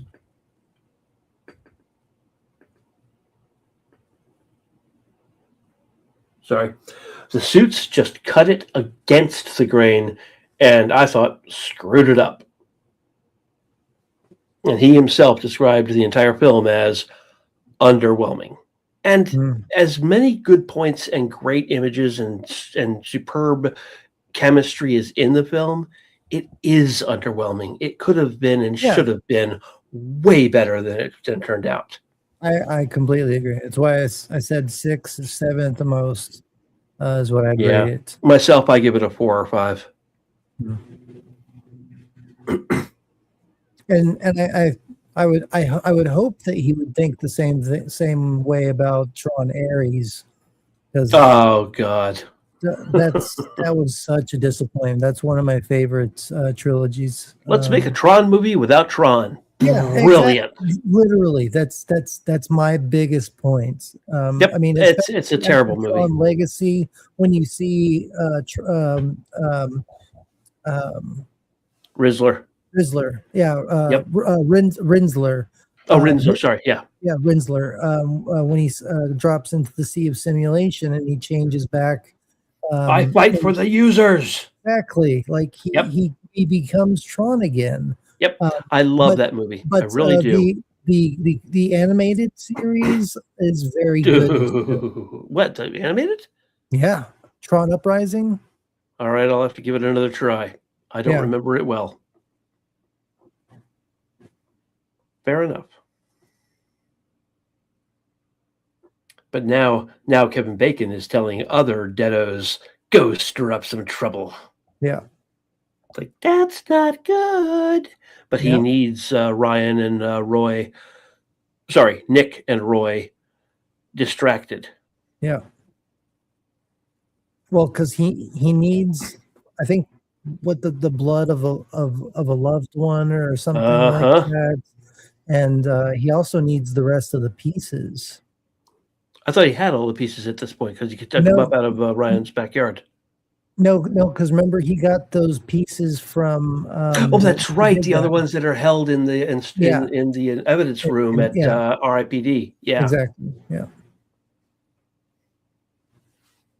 and those pieces will allow him to form the staff. yeah. Spoiler.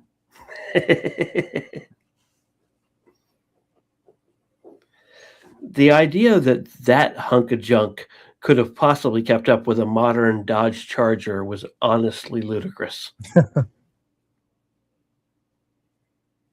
I mean, it could have like a great 440 dual carb, 8-cylinder under the hood, but it just doesn't have the ability, and it's got way too much mass. Yeah. And that sign in the back, I think it said something like "You're dead. Don't be dead broke."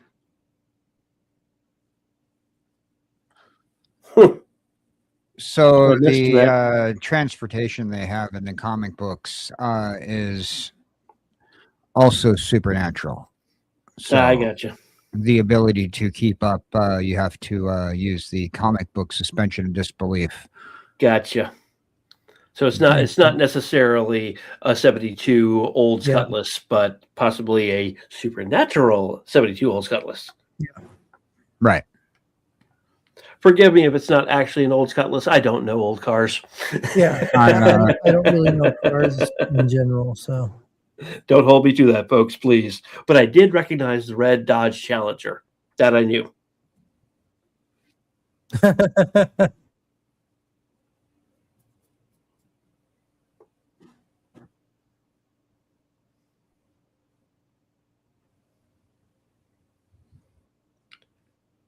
Now that's hilarious for Roy to come in telling him, "Easy, Nick." Yeah. Really? You telling another R.I.P.D guy easy?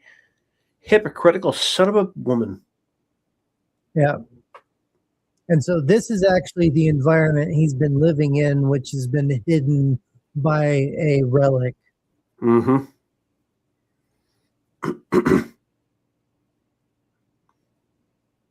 And it's so bad. It shows how powerful of a deado he is. Yeah, he's been Yeah. rotting for some time.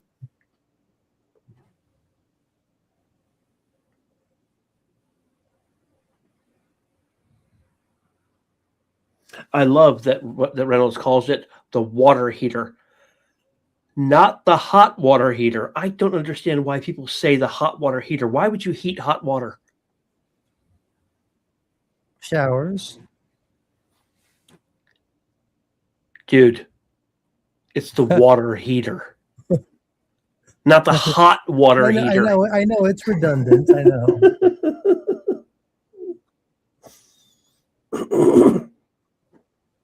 How's the water? It's hot. All right, let's heat it up. Wait, what? Yeah, let's heat up the hot water.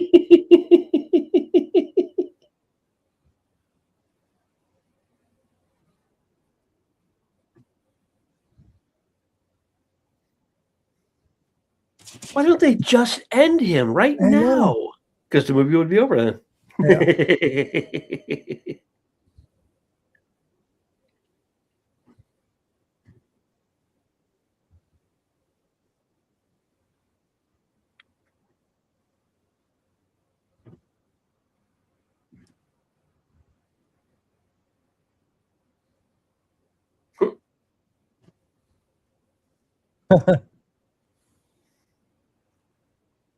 I love that Roy, he's from like the 1800s, and like his idea 1900s.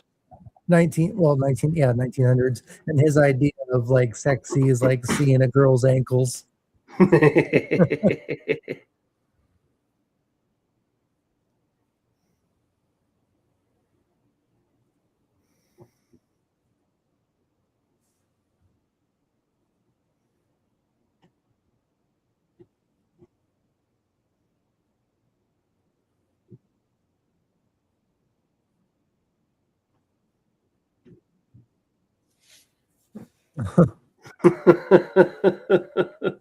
I love her in Red and Red 2.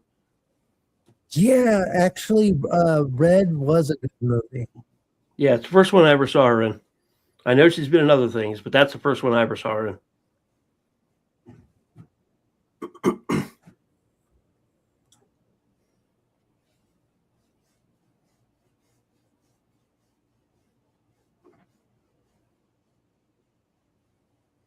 No, don't put it together.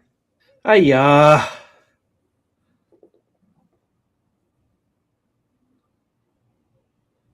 Hiya. This is bad. James Hong would have said "Hiya" to that.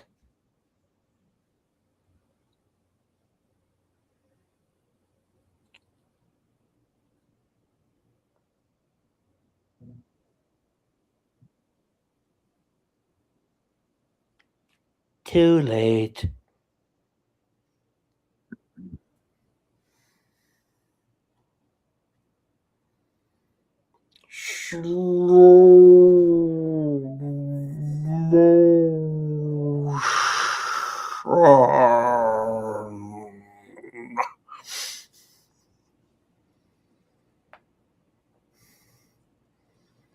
And now the deados are running rampant all over the R.I.P.D. No! This really does remind me of the first Men in Black. Oh yeah. There's a lot that they borrowed, shall we say, I generously. mean, even the way that the monsters look. Yep. It's just a lot of it was very. I love Tony Shalhoub. You inconsiderate prick! Yeah. Do you not realize how much that hurts?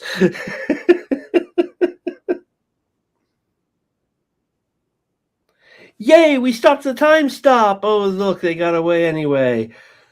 Ugh.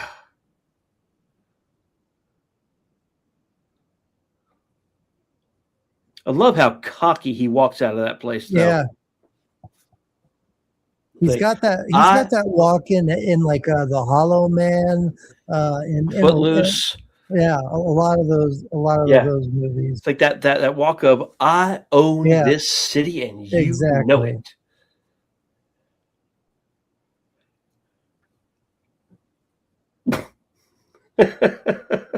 I love that he has a gold gun. Gold-plated 50 caliber American Eagle Desert Eagle. Well, it shoots like energy, like plasma, like an Yeah, afterlife essence. But it definitely is modeled off of the 50 American Eagle. Yeah. Or rather, Desert Eagle. The ammunition is 50 American Eagle. Oh dear. That's called a minigun. And he is now out of ammo. That basically is how long it would take. Yep. I mean, those things rip through ammo. It actually probably wouldn't even take that long.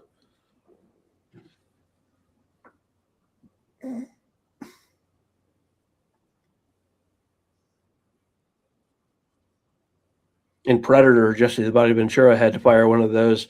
They basically had to put supports behind his back to keep him from falling over from the recoil, even though he was only firing blanks.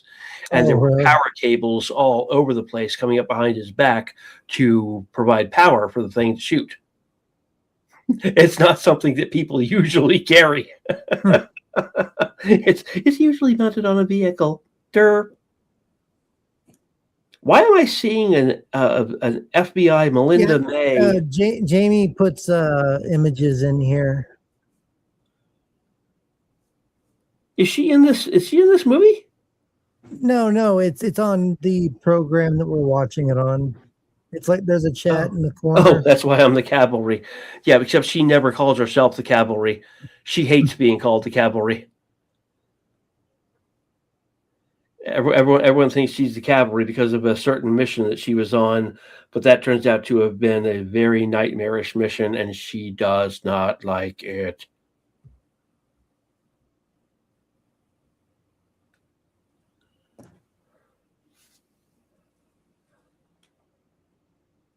Uh-oh. That's a VHS. That's not a way to preserve that's not a way to preserve physical media. Yeah. But a VHS would go into a VCR.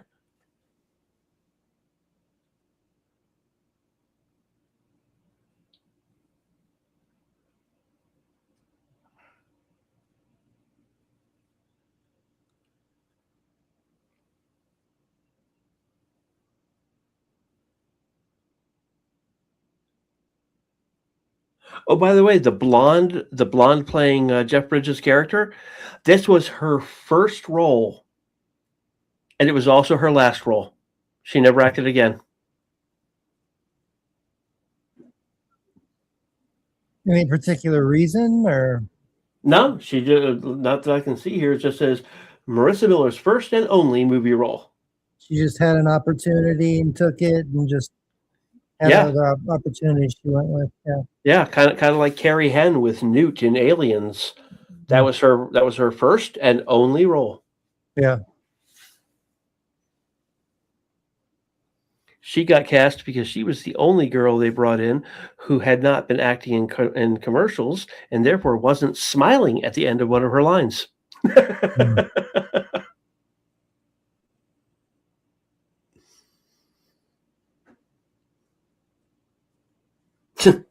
Ghettos on wheels.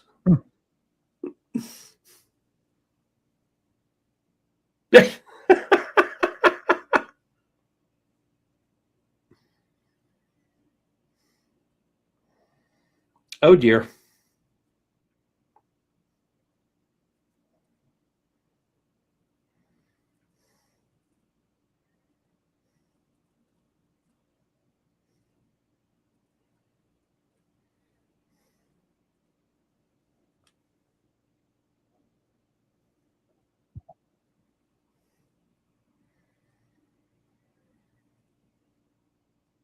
So this car chase is very reminiscent of the car chase in Free Guy. You will see when you get to the movie, but I'm not going to say anything else. Just this is very reminiscent of Free Guy.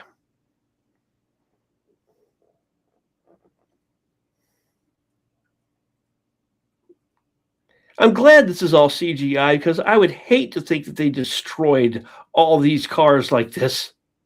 Oh yeah, I'm sure a lot of it. I mean, most of it's probably CGI. It's a lot cheaper to destroy fake cars that they make in the computer, with computer graphics than Yeah, actual cars. yeah. Plus, being able to do the camera follows of the cars falling down the building. It's like that's easier. Oh dear. No, you need to get away from him.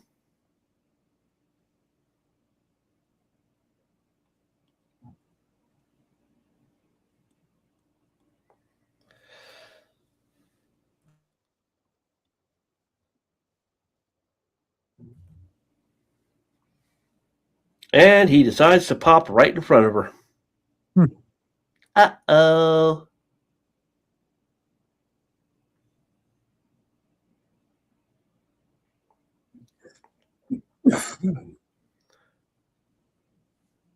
The Commonwealth Building in Boston.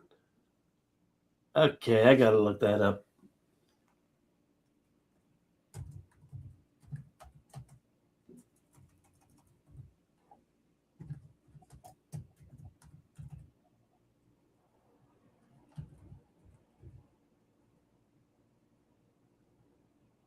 There's Fat Elvis. That Elvis.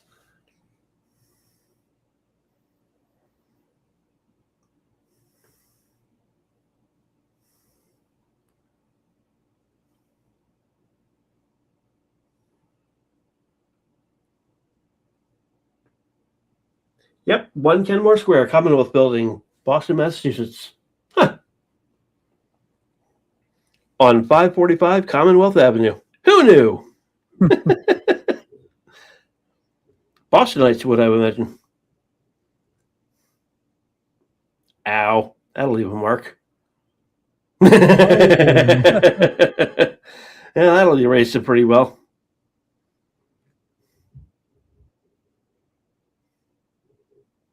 Hope they have an elevator.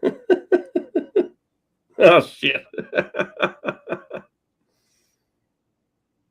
I'm not sure there was that much gold in that.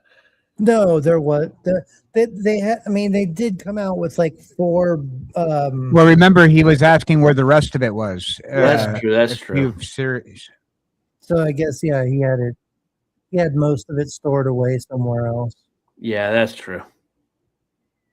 In fact, we did see them coming out with something X-shaped, and there was an X-shaped hole in it. That's what she said. Hey-o! I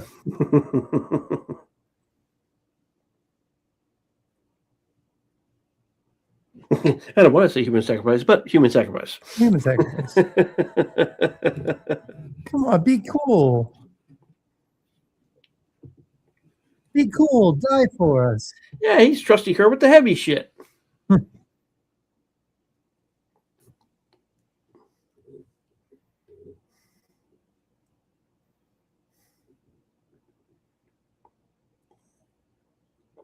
Oh dear. No. I think that one he shot there was Mike Judge. Oh, really? The one he used as a shield. I'm pretty sure. I could be wrong. It's happened twice. You've only been wrong twice in your life? That's a pretty good record. It's happened twice. I mean, I could be wrong again.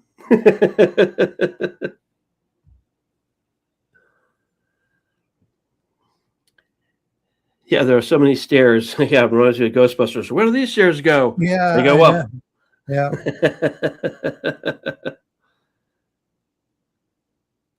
Wait, listen. Do you smell something? The curry? No, it's another line from Ghostbusters. Listen, do you smell something?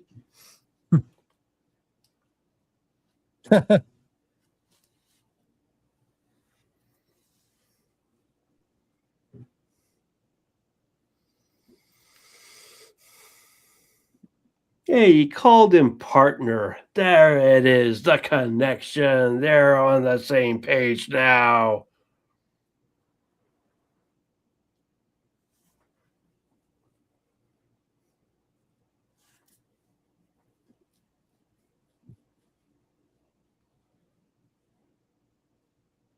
Uh-oh.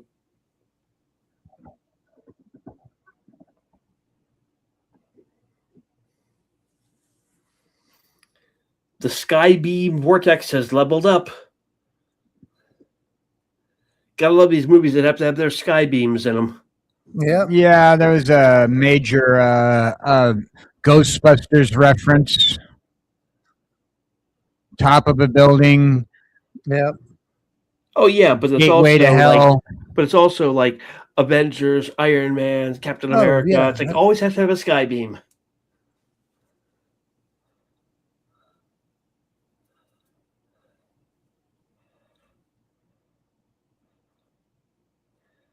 That was the wrong thing to do, Ryan, because now you have just sacrificed him to the sky beam.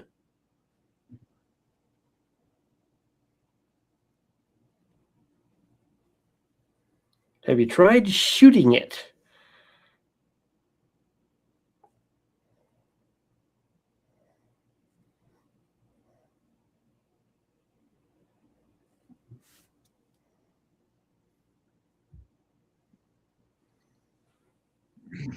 Should do some cowboy stuff. And he actually says stuff. Yeah. And he actually does. He does. Lasso a big old tractor. Yeah. My grandfather actually taught me, like my whole family's a bunch of rednecks. They did barrel racing and bull riding and stuff. So I was taught at a young age to how to lasso and stuff.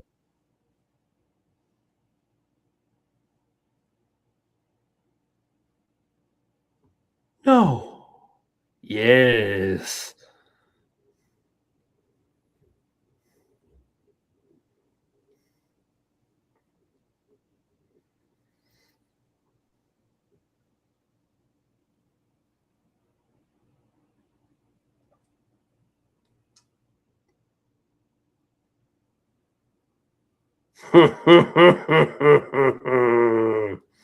I have a new partner. Brilliant. Good line. Oh, yeah. As I said, there are parts to this movie that really are good. It's just it didn't come together overall. like I said, it's still a fun popcorn movie to watch. And it's one of the last on my Amazon playlist. Oh, really? Oh, wow. Like that I own. Like, I mean, I have like some riff tracks movies that we can watch. For an But- hour and 20+ minute comic book movie, it's as good as you can expect Yeah. from a comic book that is still running today. Oh, it's still like they still are having issues yeah. made. Yeah, they still do. Dark Horse is still releasing stuff from them. Interesting. Even though Dark Horse is suffering horribly right now in the industry, they just closed down their Dark Horse their Dark Horse certified comic book shops.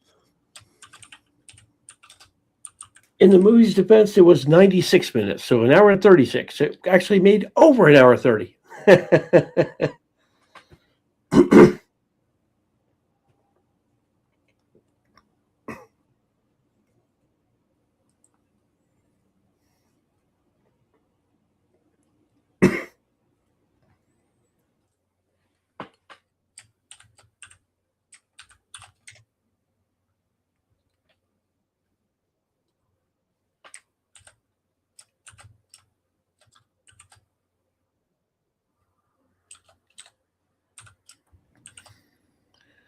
It is nice. He got to say goodbye to his wife. That was good. He told her, "Move on with your life." Great.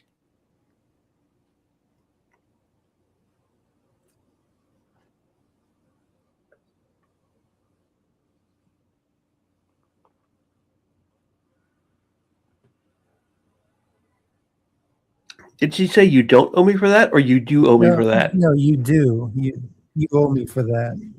What a bitch.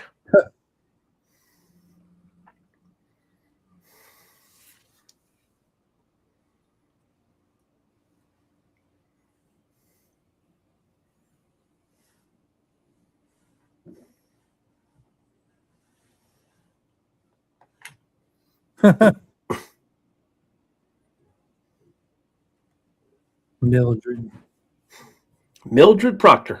And there's his hat. His favorite hat.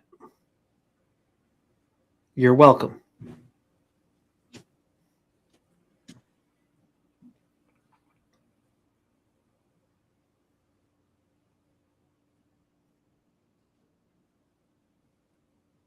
Yeah. Douche.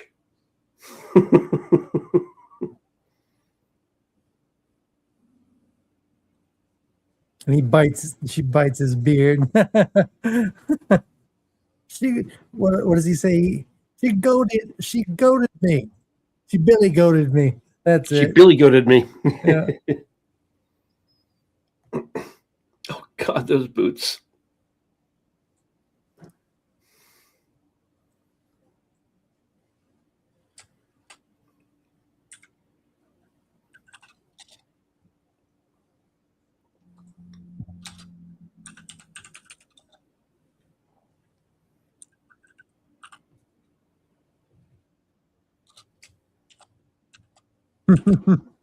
This is hilarious.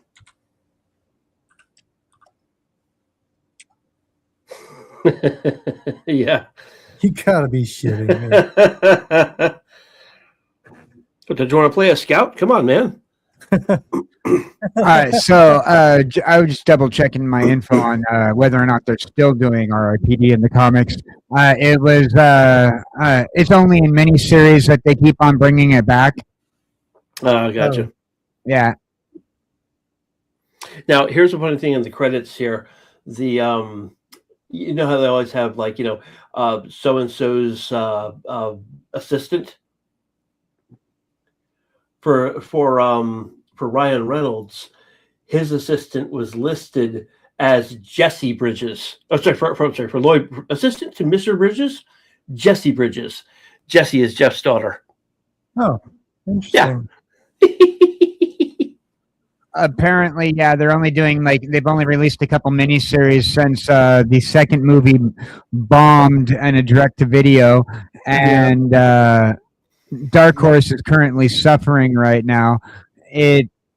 Although Amazon is reportedly thinking about doing a TV series based Oh off of God, no! They would destroy it. it, and not really looking forward to that because Amazon, they pretty much butcher anything that they get in media that's existent media. Yeah, I just said they would destroy it. Yeah.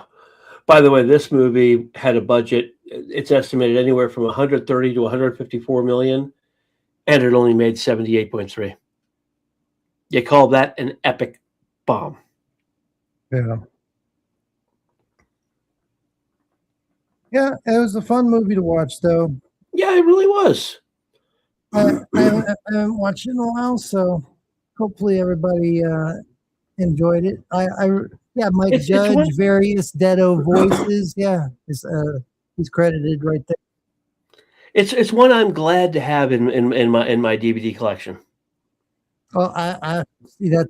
I only have it in my my digital, so that's Gotcha. I mean, I have a DVD collection or a physical media collection of over 800 titles. shit, man. I used like my ex-fiance took all my DVDs. I used to have probably over 200. See you next Tuesday.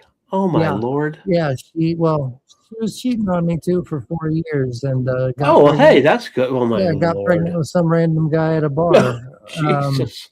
in the bathroom. So Oh Lord, you need to start breaking out into country music, man. yeah, well, I was brought up with it. No, yeah. you need to start making it. Oh yeah. Learn the guitar. Start writing songs, man. You'll make a fortune. Yeah, I'm trying. And when people ask you, you just say, "Basing it off my life."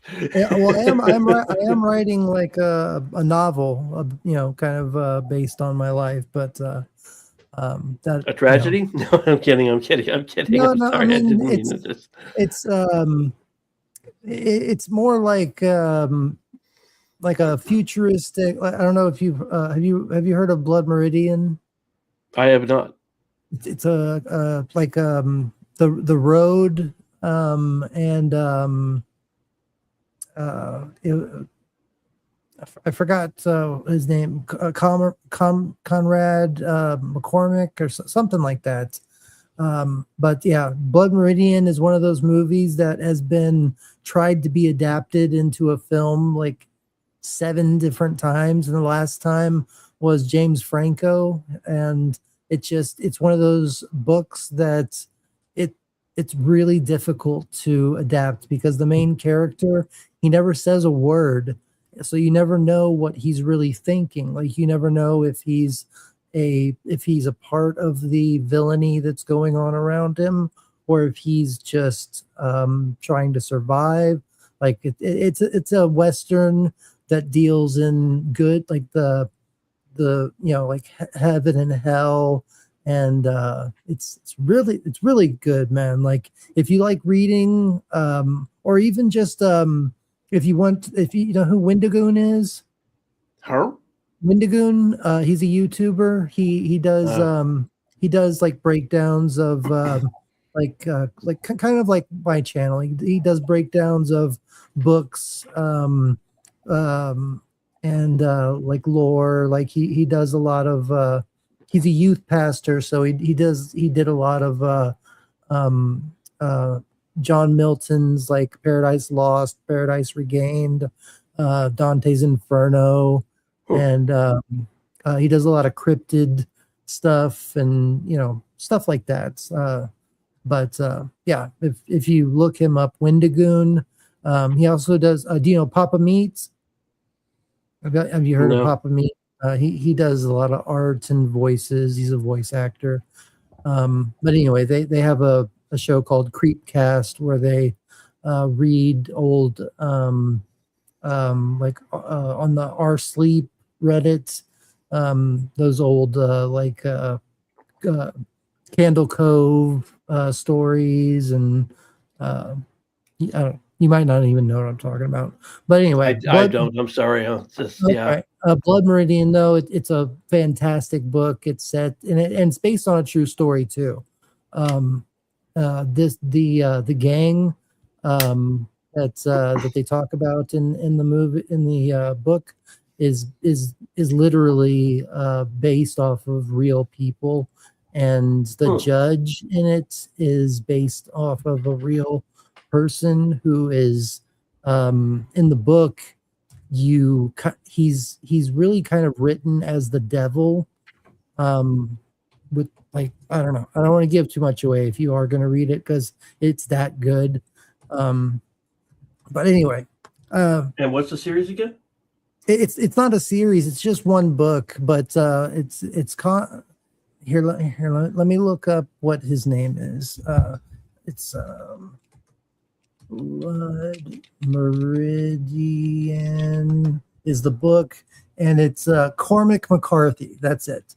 Okay. So he did a lot of books that like he did The Road with Viggo Mortensen, the movie, or at least they made an adaptation of his book off of that, and there's other books that he's famous for as well. But Blood Meridian's the one that's the one that I've read. I'll have to check it out. Meanwhile, yeah. Orphan Zane said that Jonah Hex. No Country for Old Men. He Oh wrote wow! No kidding. That was great. Yeah. So, but Orphan Zane in our comments, he said Jonah Hex was another comic book movie that failed horribly that he enjoyed. True. Orphan, I don't know if you ever saw it, but the old cartoon series from the 90s, Batman the Animated Series, had an episode called Showdown that featured Jonah Hex. Yeah. It was awesome, especially when you hear Michael Bell. Remember Duke from G.I. Joe? Optimus Prime. You know, Peter Cullen. Yeah. No, Michael Bell. Oh, sorry, not Peter Cullen, not Optimus Prime, but definitely Duke. Michael Bell. You hear him as one of the bad guys, commanders, stopping a man from firing a Gatling gun at Jonah, because Jonah's climbing up toward the top of a Zeppelin. He's like, "Stop firing, you fool! Do you want to blow us all to kingdom come?" Yeah, those were the days back when we had those cartoons. And I'll tell you, that specific cartoon, because of Andrea Romano, the casting director, and her direction brought out such amazing acting from all of the incredible talent they had and the co-stars of every episode. And Jonah Hex, yeah. Not just Jonah Hex, every episode. Michael Ansara, Adrienne Barbeau, Mark Hamill, just every single person who was a guest star. Jonah Hex is a Marvel character from the Savage Land, DC. Right? DC. Oh, he's DC. Who's the Marvel character that I'm thinking of from the Savage Land? Kazar. Kazar, that's right. Okay. So Jonah Hex, he's a DC character, and yeah, so is Batman. Yeah, no kidding. but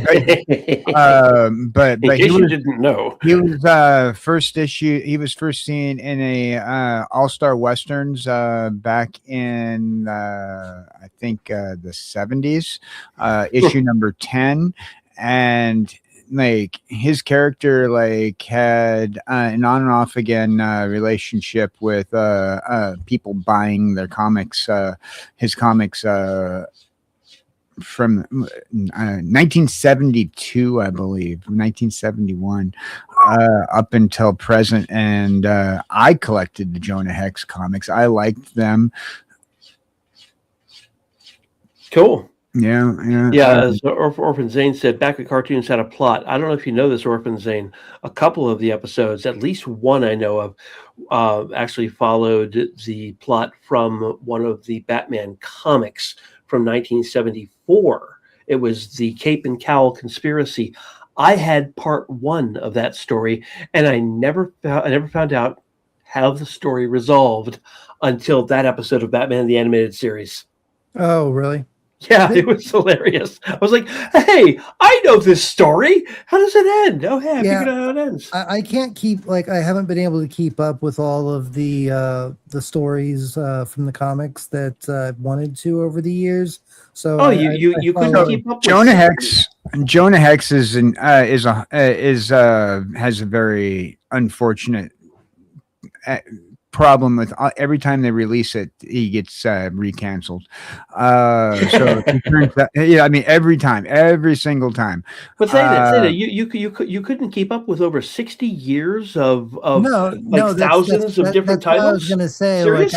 That's why I watch like Comics Explained or Comic Story, and Sure. there's also there's another one where there's three guys that sit on a couch and they explain like the entire story. MST3K. Is that who? No, I'm kidding. I'm kidding. I'm Oh kidding. no! That was Oh yeah, no. That's what this show was originally based on. So, it was supposed to be like a riff, riff Do I, on older movies and do stuff. I get to be Crow?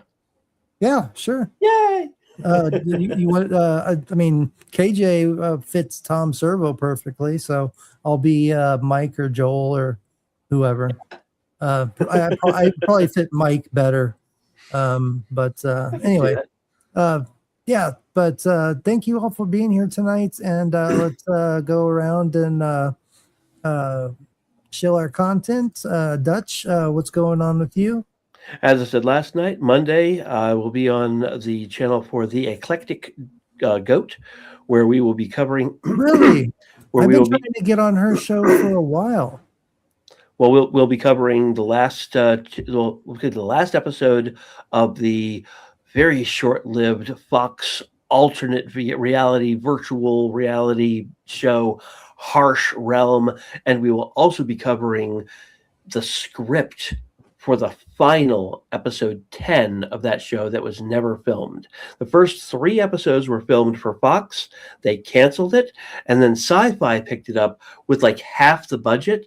So the remaining 6 episodes, yeah, not quite as good as the first 3, but still had some good episodes, and one of the absolute worst. That would be the episode called Monostomani. Yeah. The Eclectic Goat is a great channel. I don't think she knows who I am. I will open her eyes to you. But thank you. Absolutely. I've commented on her posts quite often. But do you play role-playing games? I haven't in a while, but I plan, like, that was one of the things I wanted to do on this channel as well, is once a month I wanted to get 3 random people from the chat to have like a D&D style adventure where I'm the dungeon master and bring the We'll talk people. backstage. Yeah, so yeah, maybe we could do that eventually. Yeah, stick around backstage. We'll talk about it. Awesome. Yeah, I actually that's one of the things I messaged her about. But she said she doesn't do that. She just talks about it. No, we'll talk about something backstage. Don't Cool. worry about it. All right, awesome. Aside from that, I try to be on as many shows as I can be. I'm working on my own content. Problem I have right now is I don't know how to record. I don't know how to edit. I don't know how to post. Those are the 3 major things I need to learn about. And I have scripts. I have ideas. I think me and KJ can help you with that. We were gonna do a little thing here, but we had some weather issues with lightning the other day. So we're gonna be doing a thing probably Wednesday or something. I don't know.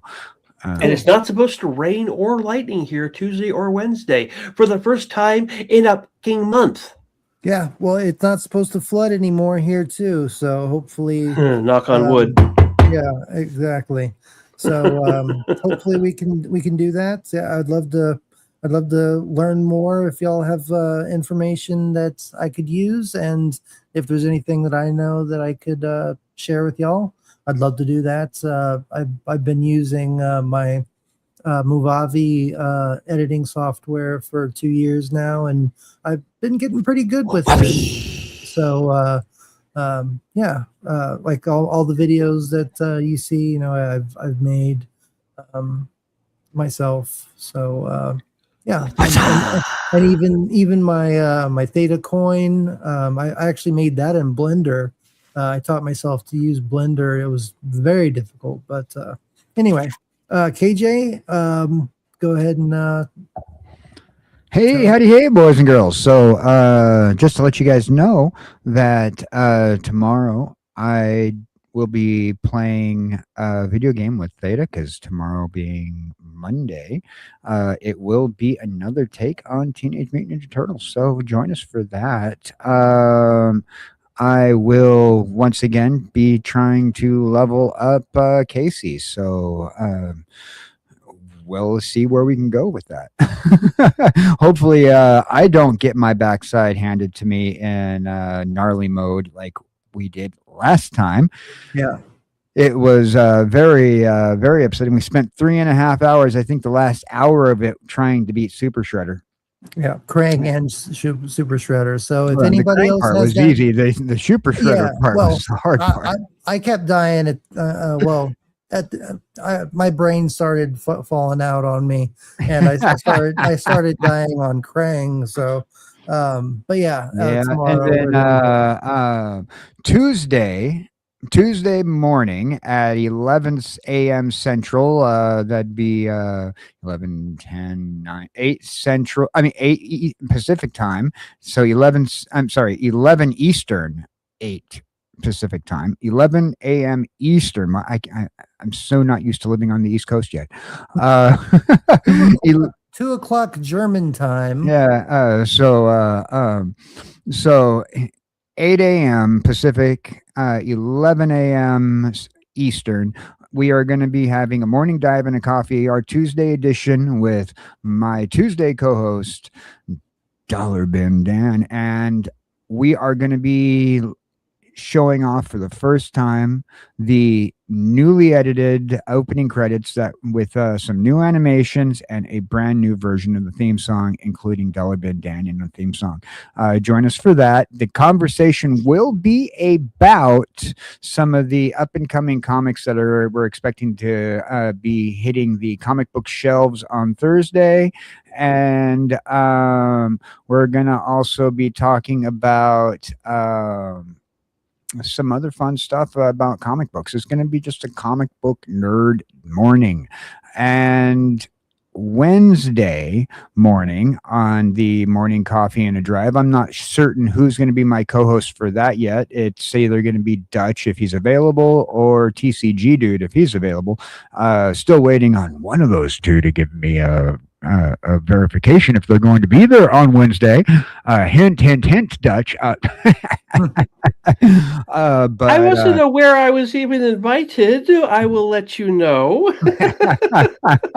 but we will be doing my second breakdown of the Marvel Doomsday leak, because I have more thoughts. And when I did the breakdown on Rumble last week, somebody came into my show and threw me off and started calling me a Nazi because of my take, and also telling me that I hadn't read. Wait, you're not?